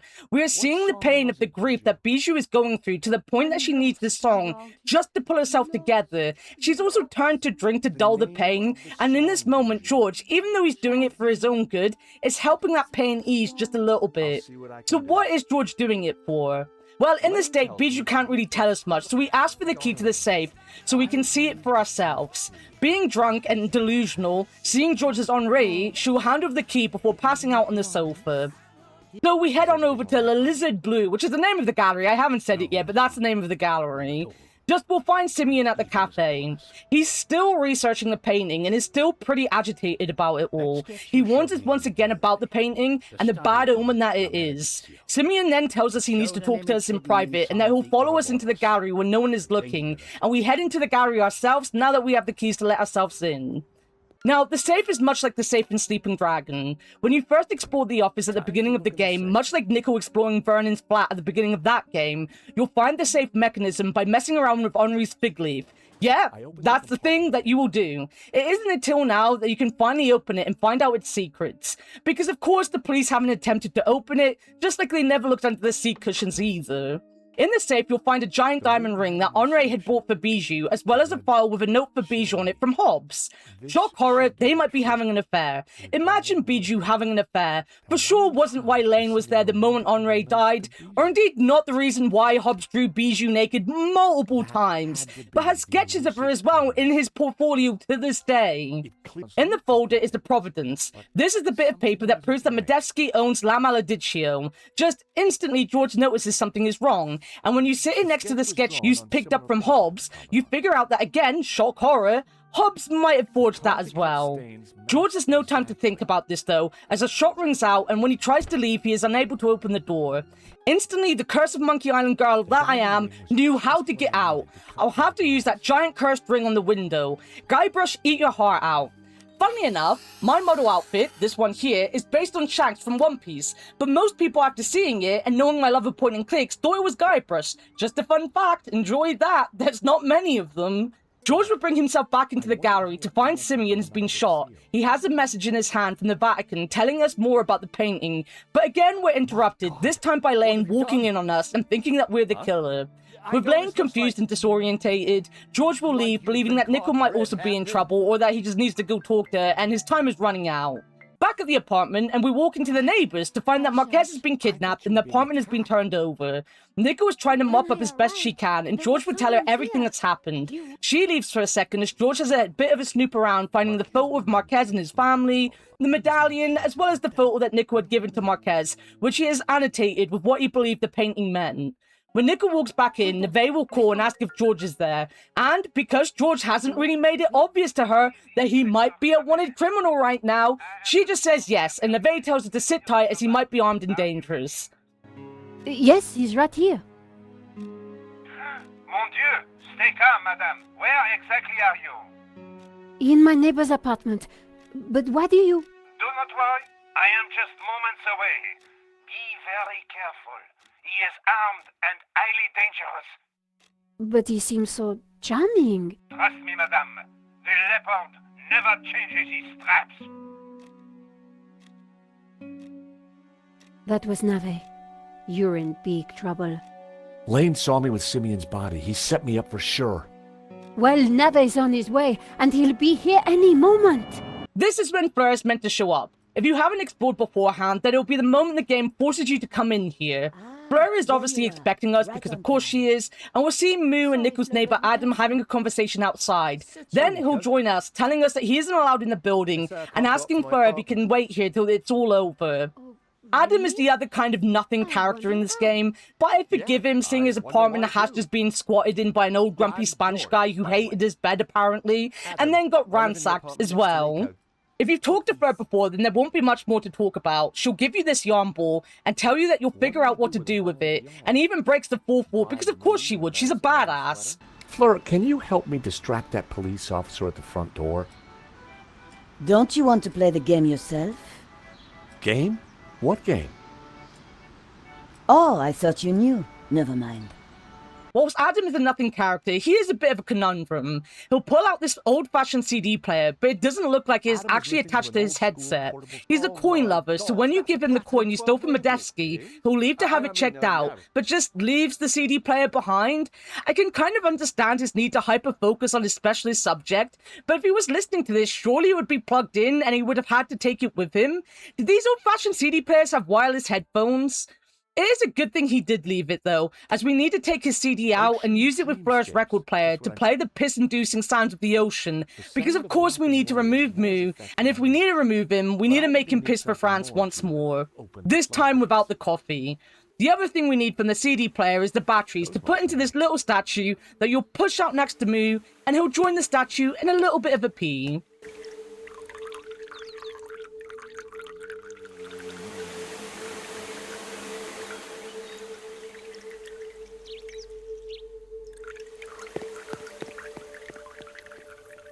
A great little inventory puzzle, some fun moments with Fleur, and we got rid of our coin. Now it's time for us to leave. We know that the Providence is fake, so it's time to go talk to Bijou one last time.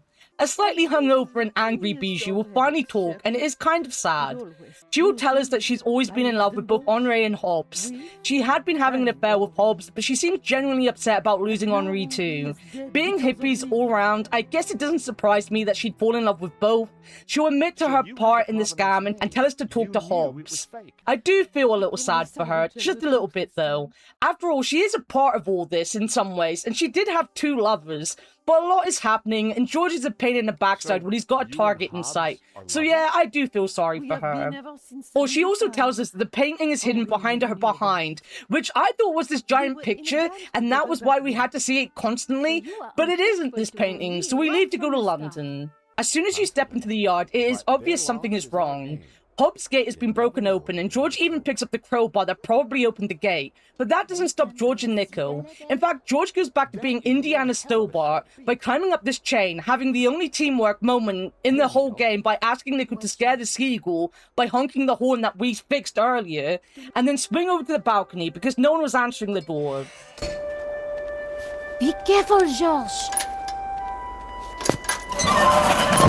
Wait there, Nico. I'll come and let you in. A good little puzzle, honestly. All the puzzles are good, and the variety is great. Now, this is something I really like, in a funny way. When you get into the building, you'll finally be able to look in the apartment part of the studio. If you are like me, where you click on everything pretty much left to right on the screen, you'll see Bijou's behind here, find La Malediccio, listen to his voicemail to hear that he broke off his relationship with Madovsky, and Madovsky is 1, on his way to Catalonia, and 2, sending someone to clean up his loose ends. You can even steal his cola from his fridge. Oh, and Bijou is also breaking up with him on his voicemail. Look, sweetie, but I'm going to have to put our little plans on hold. I've spoken to that insurance man and his girlfriend and told them pretty much everything. I want to be with you, Willie, but Henri's murder, you know. Anyway, I can't possibly leave here until his name is cleared. I feel so guilty, darling. Do you think he knew about us? Do take care with that Russian, my love. Bon voyage, my love.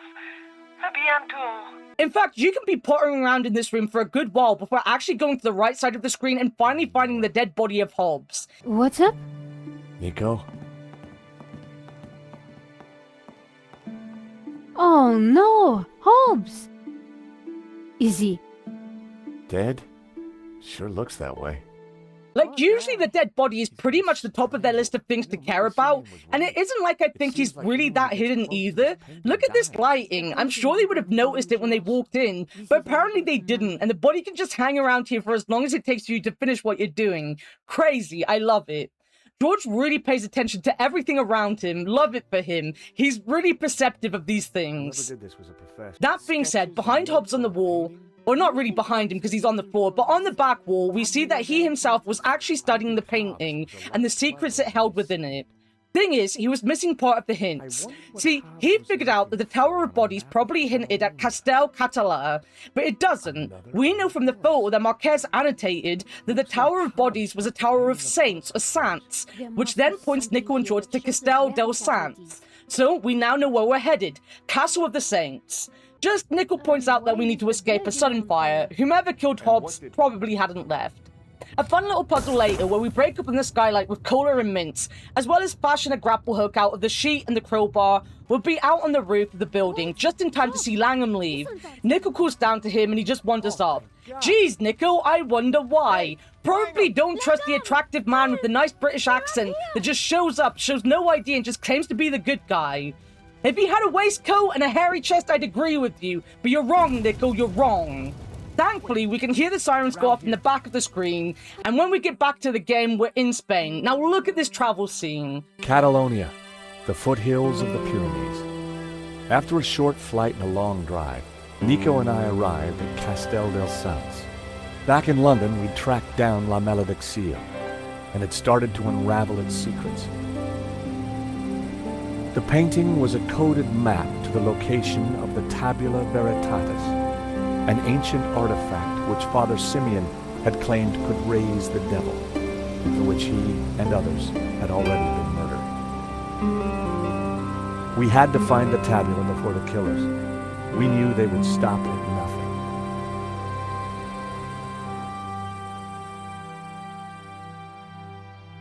It's nearly as beautiful as the original Spain traveling scene.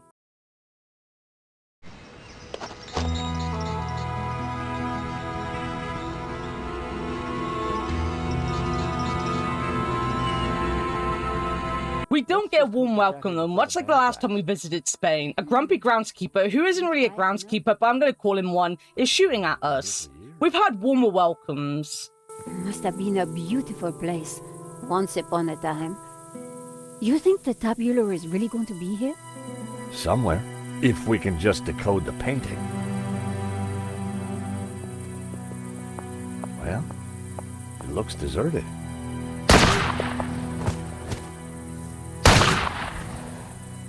Deserted? I don't think so. With the help of Nico and a helmet, George will get slightly closer to the building before running into a goat. Yeah, we have goats here. George needs to move the goat to get closer to the car so he can take the mirror to distract the gunman. But if you want, you can also just get attacked by the goat as much as you want. Because why not? It's been a while. The last goat we saw we weren't actually scared of and had a conversation with. But this one he seems a little twitchy with. Good goat. No.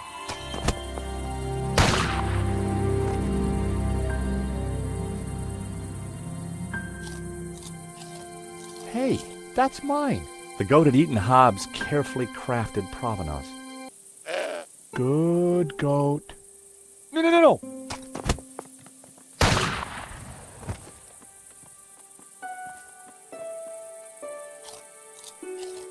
Hey, thief!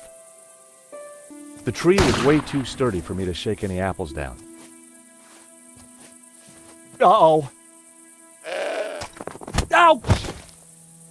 You'll be able to distract the goat with figs before moving him away and grabbing the mirror to distract the shooter, which brings you closer to him in this pretty little art piece. This guy won't listen. He's too busy protecting the home and Marquez because, spoiler, the old man survived and is in his old home. You won't get anywhere with this guy before another gun is pointing at you. Vostè, venga a mí. Do you understand what I am saying? Try saying it and let's see. I'm George Stobart, and I come in peace. Yeah, this is Marquez's daughter. Showing her the painting will allow you in to see Marquez, who will be so happy that he'll give you his lowdown in his part of the whole story before asking us to help him decipher the painting. And he does it in such a grumpy way as well. This man is genuinely the most stereotypically grumpy old man you will ever see. So, our two new friends. Ramon is named after Saint Ramon, the saint who had his lips padlocked that I talked about just a minute ago. He will tell you how he stayed here after the family had left. His father had worked for Marquez's family, and he had tried to keep the villa from falling into disrepair all these years. Eva here is Marquez's daughter. They didn't necessarily get on when she was growing up, with her rejecting Gnostics and Cathar beliefs. She also didn't like that her father always held on to his search for the painting, but she loves him enough that now in his old age, when he needs someone, she'll be there for him. Quite a sweet family. George will at first need to figure out the secret of the painting, which is kind of simple. Using the photo that Marquez dropped in Adam's apartment, you'll notice that the fireplace had 2 statues. A quick look around the villa will turn up 4 different statues, and you just have to find the 2 you need to open a secret staircase behind the chimney to a secret Cathar altar room. Ah, what is this? A staircase. I never knew. We must go up. We don't have much time. Stairs. Always stairs. Oh my God, look at this. You're then going to play as Nico, who wants to look in the library just in honor of Marquez's father. Ramon locked it up, and whilst drunk, hid the key in such a good place he's never found it again. We learn that Marquez's father was trying to escape the fascists through the library, but Ramon doesn't understand why, as it's a dead end. Remember that for in a minute. I really love how again they play Nico to her strength. She's a journalist, and she goes outside having no problem with the girl, and checks out the car, finding Ramon's journal and the hint that he ate a lot of canned food in this car. In other words, you'll find the key in the sardine can and get yourself into the library pretty easily. I guess that is why they had it so up in your face with George to begin with. We learn about a guy called Genon. He was one of the people that raided the house when Marquez fled with his mum. In the library, we find his trunk. The guy obviously dressed like Alan Grant from Jurassic Park. After finding a map, we'll go back to George, who has a really fun light puzzle. You see, the painting showed Jehovah on the left, bathed in green, and Lucifer on the right, bathed in blue. So after removing the covers from these lenses and using the candle in the medallion, we'll get this scene. The sacred trail my ancestors took across the Pyrenees, carrying the Tabula Veritatis, from Montségur across the mountains to this town. And which town is that? I don't know. That I cannot answer. But its coat of arms is quite distinctive. This mural and the painting just fills me with nostalgia for all the little bits and pieces we had to decipher in the first game. It isn't like an Angel of Death, sorry, I hadn't mentioned you in a little while, where everything was just a spoiler sheet for upcoming puzzles. These are things you have to work on and decipher so that you solve the upcoming puzzles, and it isn't always obvious what the next puzzle is even gonna be. With all this done, we come back down to the main room to find out what Nico has been up to. She'll bring you into the library of Eva, where it's time for you to figure out where Genon went next. It's Genon's map. He was searching for something. Searching for what exactly? The Tabula Veritatis, I guess. You think he found it? I doubt it. If he had, then people wouldn't still be chasing after the painting. So why did you want me to bring it? See this scribble in the sea?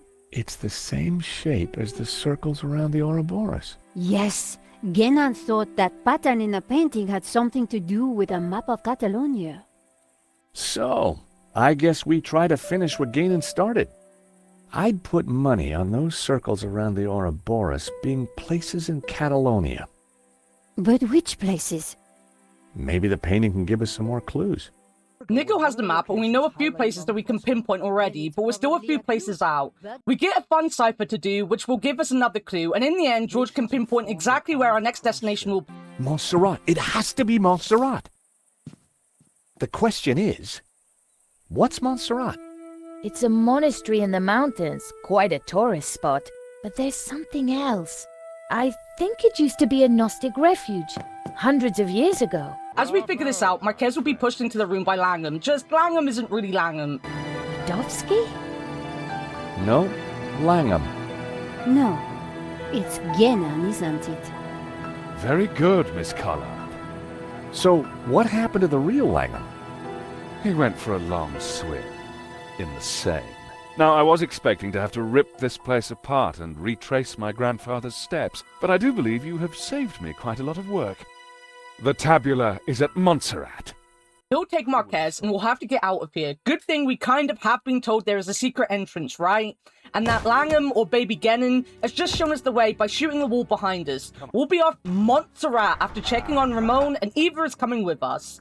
We need to rescue your father and stop Langham before he gets the tabula. Eva, I think you'd better stay here. Are you kidding? You'll need me, especially if there's a fight. Eva, it'll be very dangerous. Signora, you do not understand. It is my duty. Okay. We'd better check up on Ramon first. Sure. Then we will go and kick some ass. Couldn't have put it better myself. Montserrat is a very real place as well, by the way. It is in Catalonia, near Barcelona, and kind of a mild spoiler, we'll be headed to the Santa Maria de Montserrat Abbey. Not Abby as in my tortoise. Isn't she cute? I just wanted to tell you about her. I love her. She's a pebble. No, this abbey is home to the Virgin of Montserrat, and I'll leave that as my explanation, because we'll have one hell of a guy to tell us more about it later. When we get here, though, the entire area is blocked off because Langham got here first, and yes, I'll continue to call him Langham, just because it is easier to say than Genin. George will try his Texan tourist stick on the guards, but they aren't buying it, because of course they aren't. Who is buying anything George says? We'll then move on to find another way and end up at the cable cars, just in time to see that Langham has closed them down too, and watch Eva go to try and save her father. Eva is a badass. Listen, I have to follow those bastardos. I might be able to slip through on my own. Sure. We'll see if we can find another way up. You think she'll be okay? Eva can handle herself. We can't go through into the main building because it is locked with a passcode, so George will wander off to the side and find these binoculars. And in a puzzle that I can only say is a nod to the smoking mirror, you'll have to move around your view here to find this mountain range that has the same face that was hidden behind the tree in the painting that we've been carrying around all this time. The scary one. We will also find the best people to ever find, our adopted parents, Pearl and Dwayne. Yes, it has been 2 games since we saw Pearl. We did spend some time with a lot more of Dwayne than we wanted to in the last game, but here they are in all their glory. A little less glory for Dwayne because he is fully cloaked, stuck in a cable car. Pearl is getting our attention with a mirror, and when we signal back with our mirror, we'll get the code to get inside. Inside, we'll find Kat, or at least Kat's hiding place. It makes sense that she got scared away, but we can also hear someone talking on the radio that is stuck in this lunchbox. One destructive moment later, and we're talking to our parents, and Pearl is trying to mother her way to fix the world by doing, well, she's doing this. I'm not going to fall for that. Prove it's you. Alright. Remember we discovered we both love musicals? Yeah? And my favourite one is? How does it go now? Help out. I am the very model of a modern major general. Of information, vegetable, animal, and mineral. I know the kings of England and I quote the fights historical.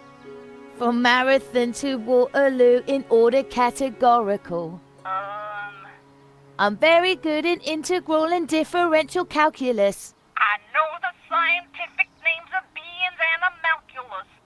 In short, it matters vegetable, animal, and mineral. I am the very model of a modern major general.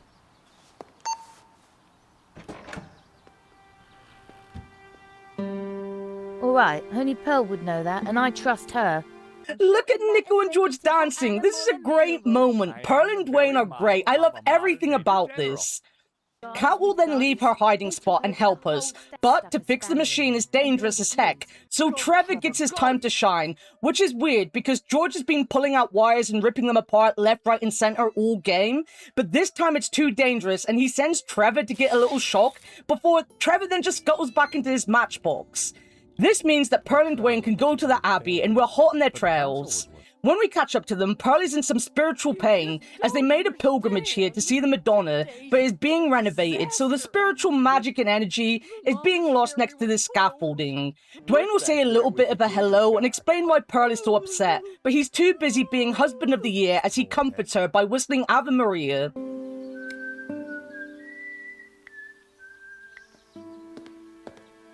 As you can tell by the fact the whistling itself is a note form above him, this is going to be partially a music puzzle. Now, I will give the game this. It tries to give you everything you need to get this right. I still don't like puzzles that want you to know things you potentially won't know. Like, not many people know sheet music. I played guitar as a teenager and barely learned to read it. At least with the acrylic puzzle in London, they gave us a typewriter to help us figure out what the acrylic was. Here they do give you the notation, as well as George telling us what note each thing he smacks is. Problem is, you are still gonna suffer a little bit if you don't understand music at all. And if, like me, you have some trouble figuring out sounds because you have deafness or something, I say. If you are deaf, then you're not going to be able to hear it either. That being said, the actual puzzle here isn't too bad, and when you get it right, Nick will take over with a mop, leaving you to figure out the lighting and the holy smell, I guess?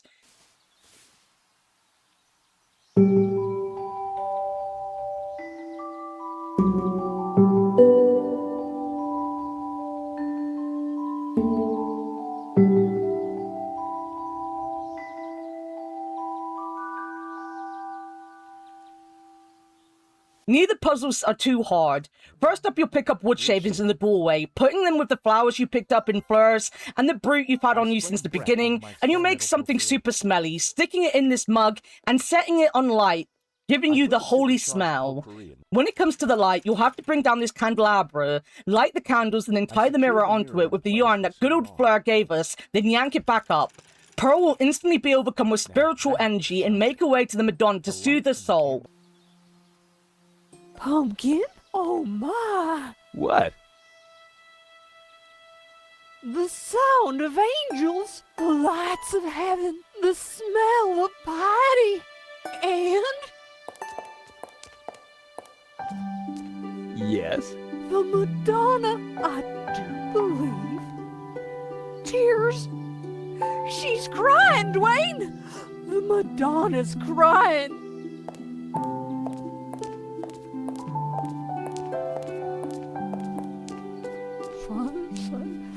Little Timmy, wrong side of the road. Not my fault. The broken leg. Compensation claim.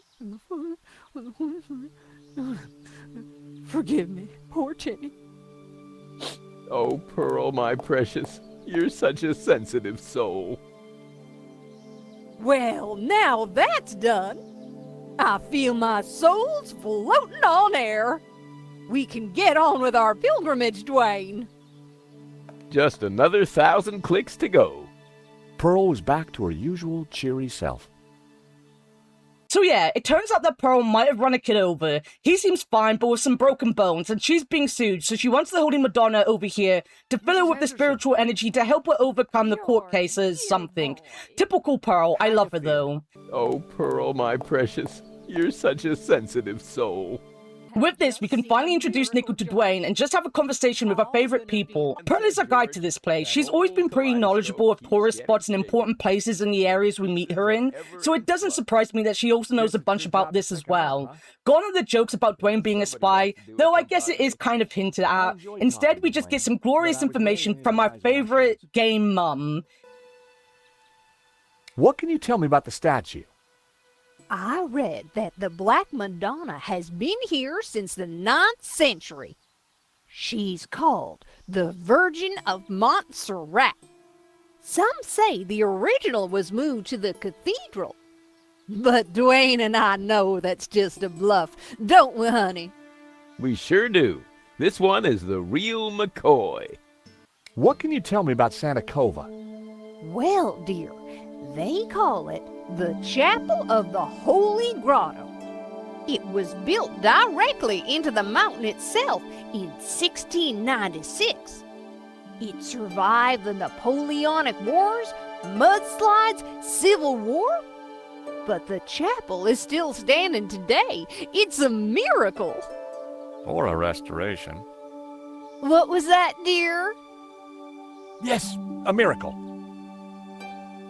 With that, though, they are off, and we have to figure out where Genin would have gone, or where the tabula was hidden. Or in other words, George gets to smashing up this altar and unveils a secret door that instantly closes the moment we step through it, in tradition with all other secret doors. You can't have what is inside unless you are a true believer, therefore can open the door again. Alright, well, time to find the secrets. First up, Genin is here and dead. Obviously, old Genin that is. So I'm not gonna lie, I'm not smart enough to figure out this next puzzle. I wasn't really smart enough to figure out any of them in this room, but I had to Google the solution for this code coming up. See, Genin had found the tabula, which is in the shape of the Gnostic Ankh. He had also managed to decipher some of the symbols, but he hadn't fully translated the tabula itself, so it's left to you to do it. If you are smart and know how I was meant to get any of these words from this, please leave it in the comments below. I don't know if I just let my chat figure this out for me the first time I played this, or what, but this time out, I sat here for a good hour trying to figure out what the heck I was meant to be looking at, and I think I got like 3 words correct in the end. All of this just points to the opening of 3 rivers, or this part of the map right here. Either way, it is fun. I like these kind of puzzles. I was just beaten by this one and wanted to make sure that I got it done this millennia for the video. Next up is time to see if we can find a way out. Nico has found a button, but it doesn't do anything. The other major things we have in the room is this mural on the back wall with Jehovah, Lucifer, and just some people on it. These sockets in front of the only light source in the room as well that shines on each part of the mural depending on where you put the medallion, and then this statue of Mary Magdalene. I'm guessing what you had to do was shine the light on every one of these, then turn Mary towards them. That was my best guess. Maybe I just missed whether ever told me what I was meant to do here, but I really wasn't able to figure it out, and it turned into a more of a brute force thing, sadly. When we finally leave, we are confronted once more by Langham, who has also caught Eva. I love the fighting spirit Eva has, but Eva, you did not help. No matter what choice you pick here, Langham will shoot Marquez, leave with the tabula, and take Eva with him. There is nothing you can do to save Marquez. This is just his time, and I kind of like that.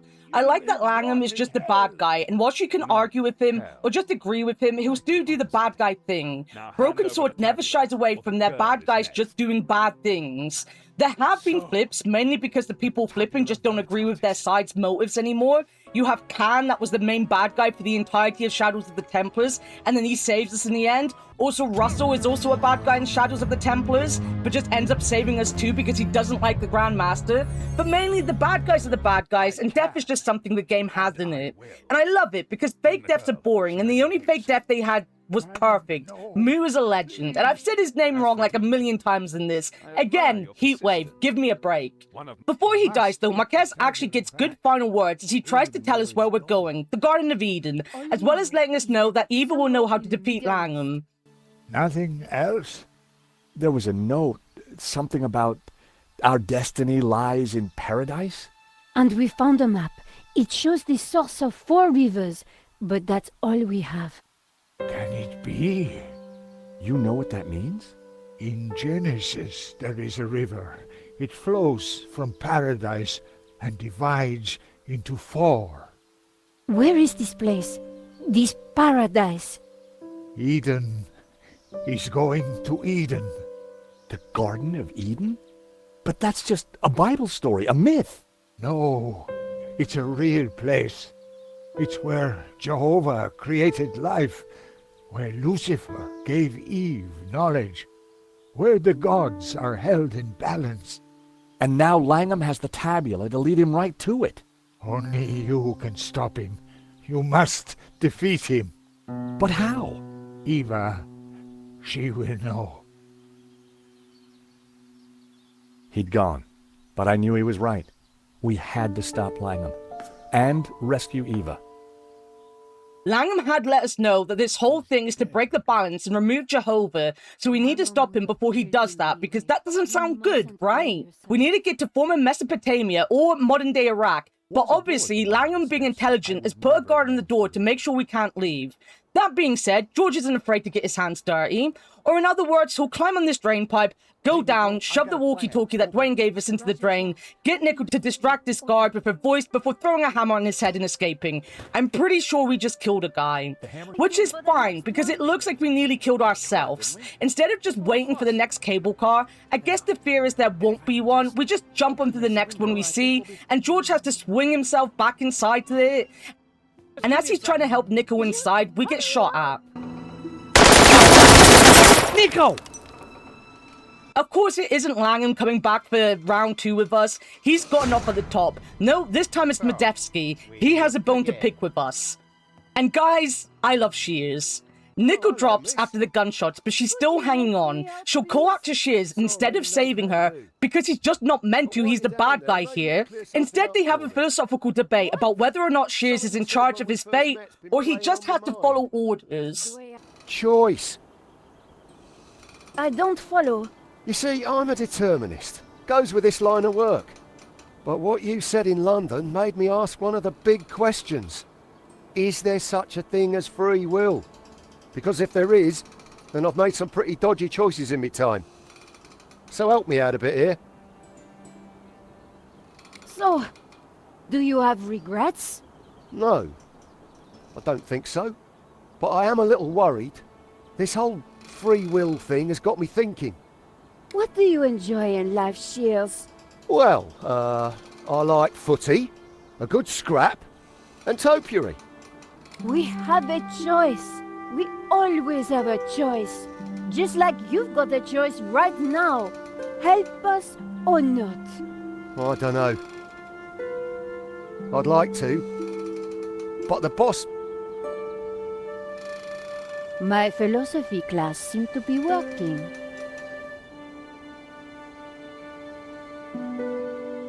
If what you create in topiary is predetermined, what's the point? Topiary isn't about freedom of expression. It's horticultural Valium. It makes the voices stop.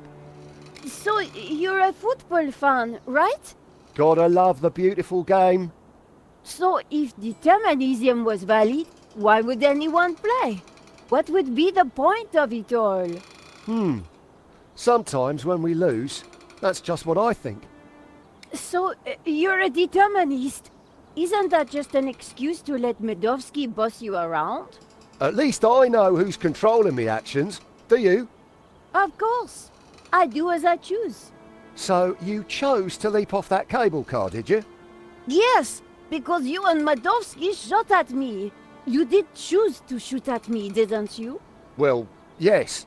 But I didn't choose to shoot that geezer in the gallery. These two have the weirdest relationship in any of the games.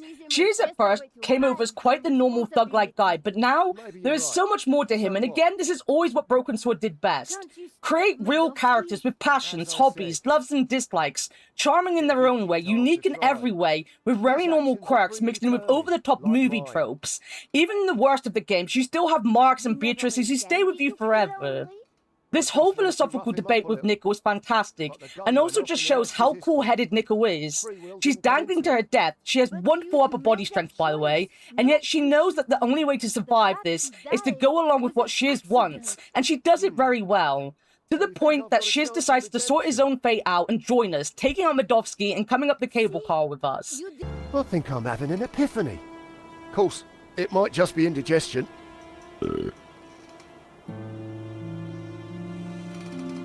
No, it's definitely an epiphany.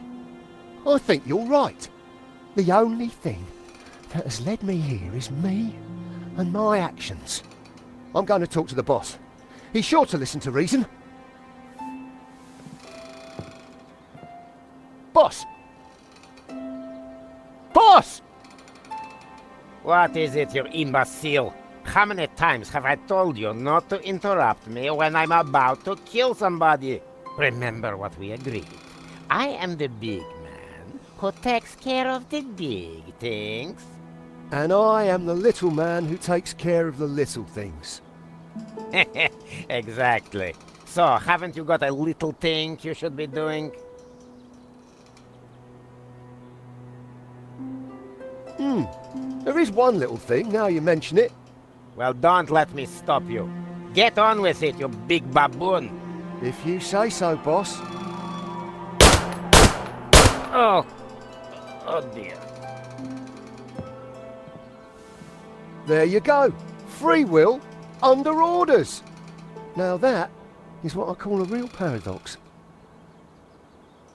We now have a new friend and a private jet owned by a Russian oligarch that we can now race Langham to Iraq with.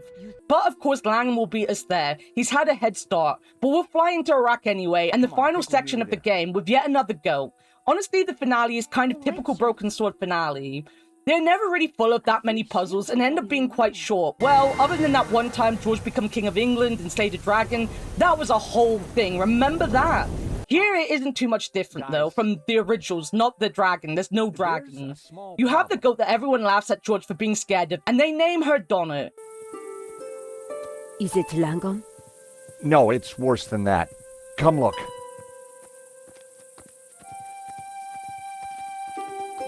Oh, George, stop being so overdramatic. Oh, look, a goat. You like goats? Love 'em. Hey, we could call it Donna. Oh, what a lovely name. Isn't it, Princess? Are you hungry, my lovely?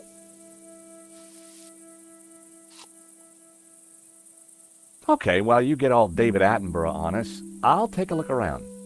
That's a Wolfram truck, which means Langham can't be far away. Then you'll find Langham's crony sat outside down here and a Wolfram truck up the back path. In the truck is a bag that if you get to Shears, he'll be able to tell you what is inside. Mainly explosives and then a sausage. George will have an idea. If he fakes an explosive with a sausage and ties it to the goat whilst leading it to the guys at the bottom with the figs, then they'll be scared of the exploding goat and leave. It sounds really stupid, and it is kind of one of the most point-and-clickish puzzles Broken Sword gets, but I like it. They really are scared of Donna. Oh, hello, Goatee. Oh, fellas, what's he got round his neck? Looks like... Oh my god, Scarpa! We will then decide to go inside this crack, which they're guarding. Before using the matches, though, Nickel will scold us. Come here, George. What are you doing? I was just trying to liven things up. With a pocket full of dynamite? I'll be having those explosives, George. But... No. No buts, George. And she's right, we don't want to blow ourselves up. Langham's already down here in the Garden of Eden. There's some swirly stuff on the floor and this doorway. None of this is explained. Then they do the bare minimum of mystic shit, the technical term for all of this in here, to get across that Langham is doing whatever it is that Langham wanted to do, which is destroy Jehovah. I don't know how this is doing it, but that's what is going on. We do get to do a puzzle to get George closer to Langham, but as George gets closer to him, he gets knocked into the deadly swirls, and it's up to Nickel to finish the game for once. Which just means she goes over and sticks a dynamite in this crack and everyone runs away, leaving Langham to his fate.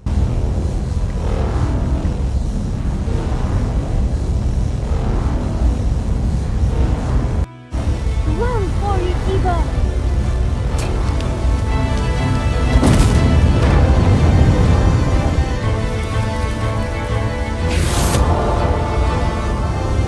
That's it, Nico. Rise up, Lucifer. Smite Jehovah. Just got it. Focus the light. Pura, lux, victura est. Jehovah must be destroyed. The world will embrace Lucifer. What gives you the right to stand in his way? Free will. That's what we bring. Humanity brings free will. The final piece of the Trinity.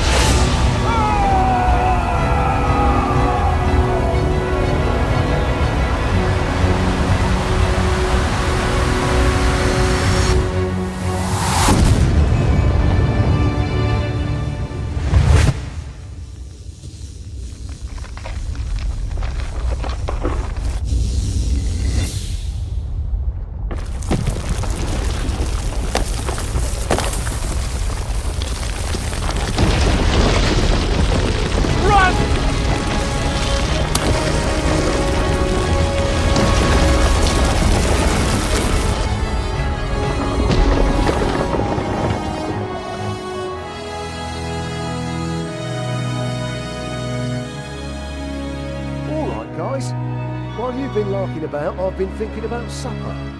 How does a nice barbecue tickle your fancy?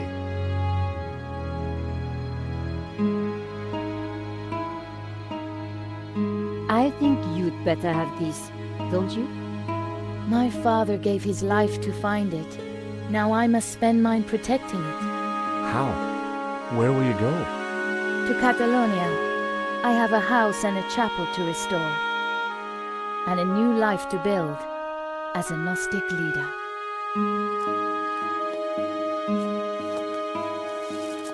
You know, Nico, this time I really wasn't sure if we were going to make it. Perhaps we had the gods on our side, or whatever those powers were. Maybe you're right. You know, we make a great team. We could be more than a team. Oh?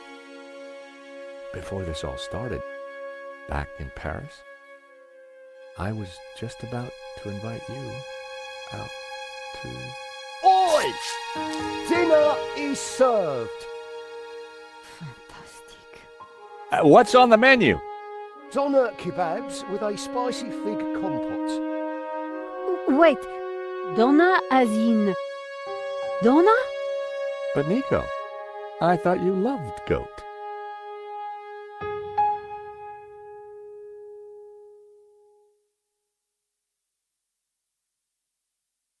Congratulations, you have finished, for now, the final Broken Sword game, and we get this re-imaging of a classic track.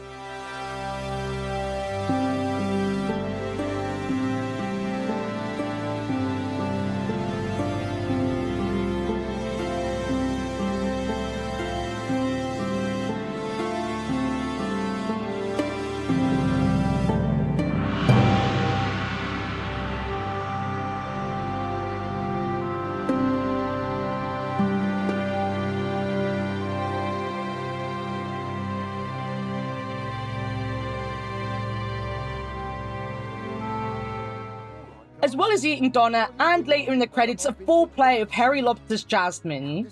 So Broken Sword 5, if this is the end of the series, was it a good way to complete the series? If this is genuinely it, did the series go out with a bang or a whimper? Honestly, it went out with a bang. This is by far one of the better one of the games. The series dips in quality depending on how much you enjoy box pushing or zombie NPCs. Heck, personal taste just differs in general, but if Percival Stone never sees the light of day, which it feels like it won't, or something else doesn't come up, this is a great way to end the series. As a gaming experience, this isn't going to trouble you much. There is so much variety in this game. Nearly every single kind of puzzle you can imagine is in it. Ciphers, switch-based, dialogue, inventory, jigsaws, and even to disguise George in a dress-up game. The only kinds I can think of off the top of my head that are missing is moving tile puzzles and chess. And seeing we got a chess puzzle in the Shadows of the Templars, we aren't necessarily missing out on something there. That being said, none of them will challenge you too much. Maybe you'll hit a stumbling block on one or two, or not quite understand what George is telling you to do on another, but they are all pretty well signposted and explained, and I find that out of all of the games, this was one of the better paced ones. There is no puzzle that will make you rage, and whilst I did struggle with whatever this translation puzzle was, I feel I'm just missing something, and it was much easier than I probably thought it was. Broken Sword was never about making you stop the game to try to figure out a puzzle for a month, though. It wasn't about pixel hunting or forcing you to be the smartest person in the room. Since the beginning, Revolution Software wanted to make an interactive movie that immersed its players whilst giving them a gameplay experience they'd never forget. They always mixed mythology, legends, history, and their own storytelling to blend together an epic adventure the likes that they felt weren't being seen before. One thing that Serpent's Curse really was, though, above all else, was a love letter to the fans, and a love letter to the series as a whole. It went back to the beautiful backgrounds, bringing us back to the beauty of France, even if I have to admit that as an English bear. It gave us back the wonderful map, plenty of reoccurring characters, gave nearly equal billing to Nico, who has been with George since the beginning, had enough nods and reminders what came before it, and yet never got bogged down with all that. Heck, they even had the wonderful soft music that the first game had, and moved away from the other very over-the-top dramatic spy-like music that the games had slowly given us.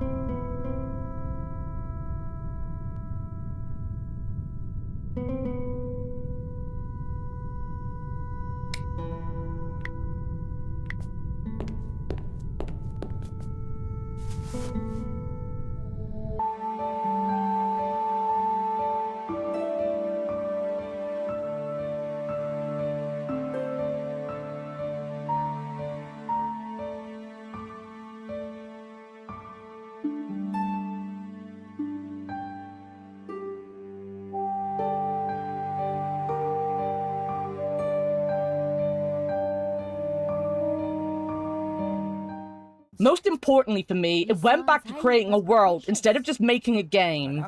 I fell in love with Broken Sword as a kid because Shadow of the Templar felt like being part of this grand adventure. People walked by in the street, you could hear the cars, it was a real breathing, living place. One way they did this was with the characters. Every game comes littered with characters you love. Yes, even Angel of Death. You have your Alfies, your Andres, your Moos, your Russells. We get to see the evolution of Fleur and the Andersons while meeting all sorts of other people. This is the only game that doesn't even have a mention of Andre in it. Angel of Death had the problem of vacant staring zombies, but when it tried, it came up with some great characters, and I'll never forget how the Sleeping Dragon made me fall in love with Bruno before taking him sadly away from me. Even here, we have this waiter who has so much personality that he didn't need to have, going on about rebellions and what drinks he will and won't serve, or who he will or won't serve. None of this was needed. So much detail went into making these characters real people that even the ones that are for fan service like Fleur, Moo, and Lane still have good enough reason to be there and were given enough to do and say that they grew as people as they should have. I also love the characters we meet here like Neve, who just forever says everything wrong, or getting to dance with Bijou. So cool, pure adrenaline.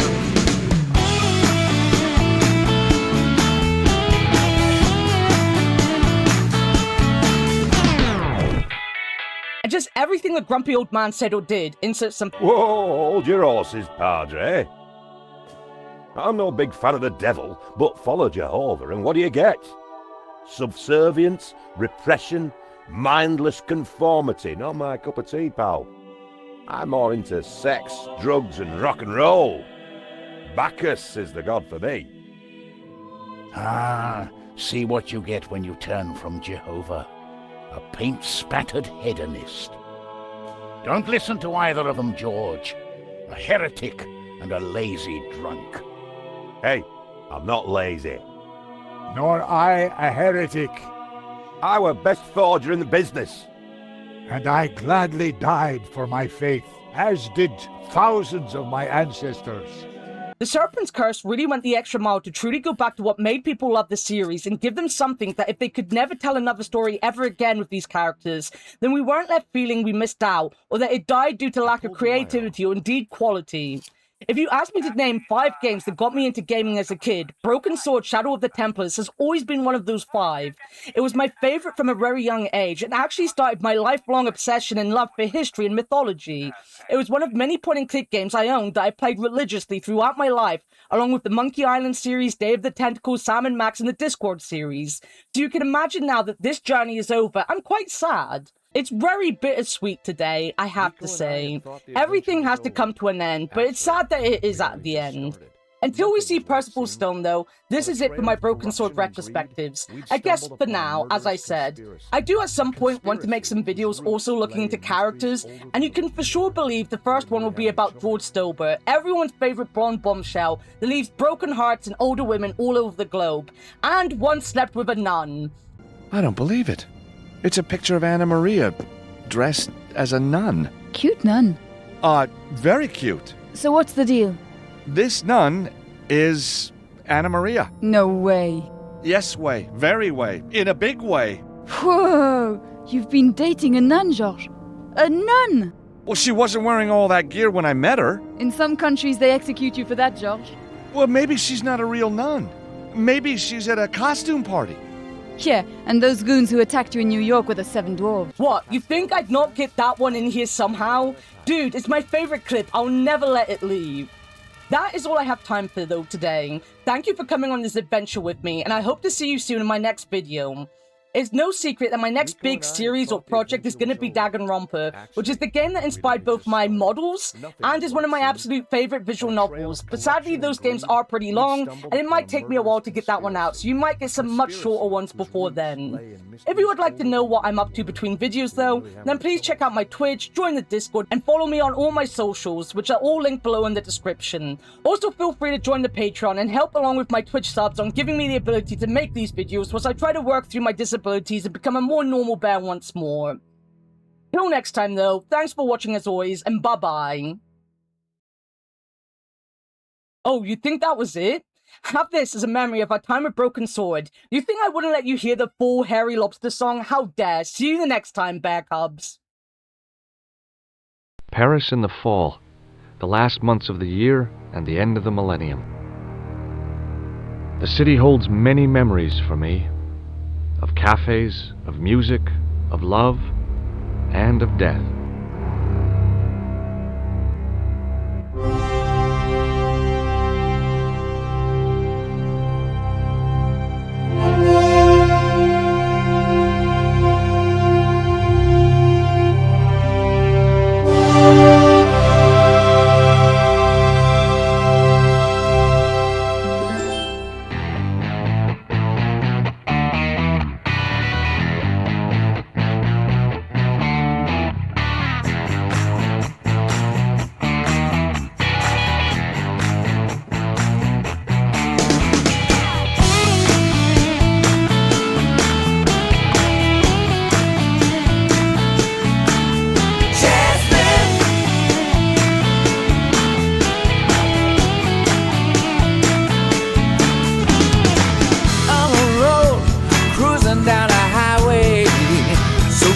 She got my head in a spin. Listen, babe, do you think you're going my way? Stop the car, I wanna get in.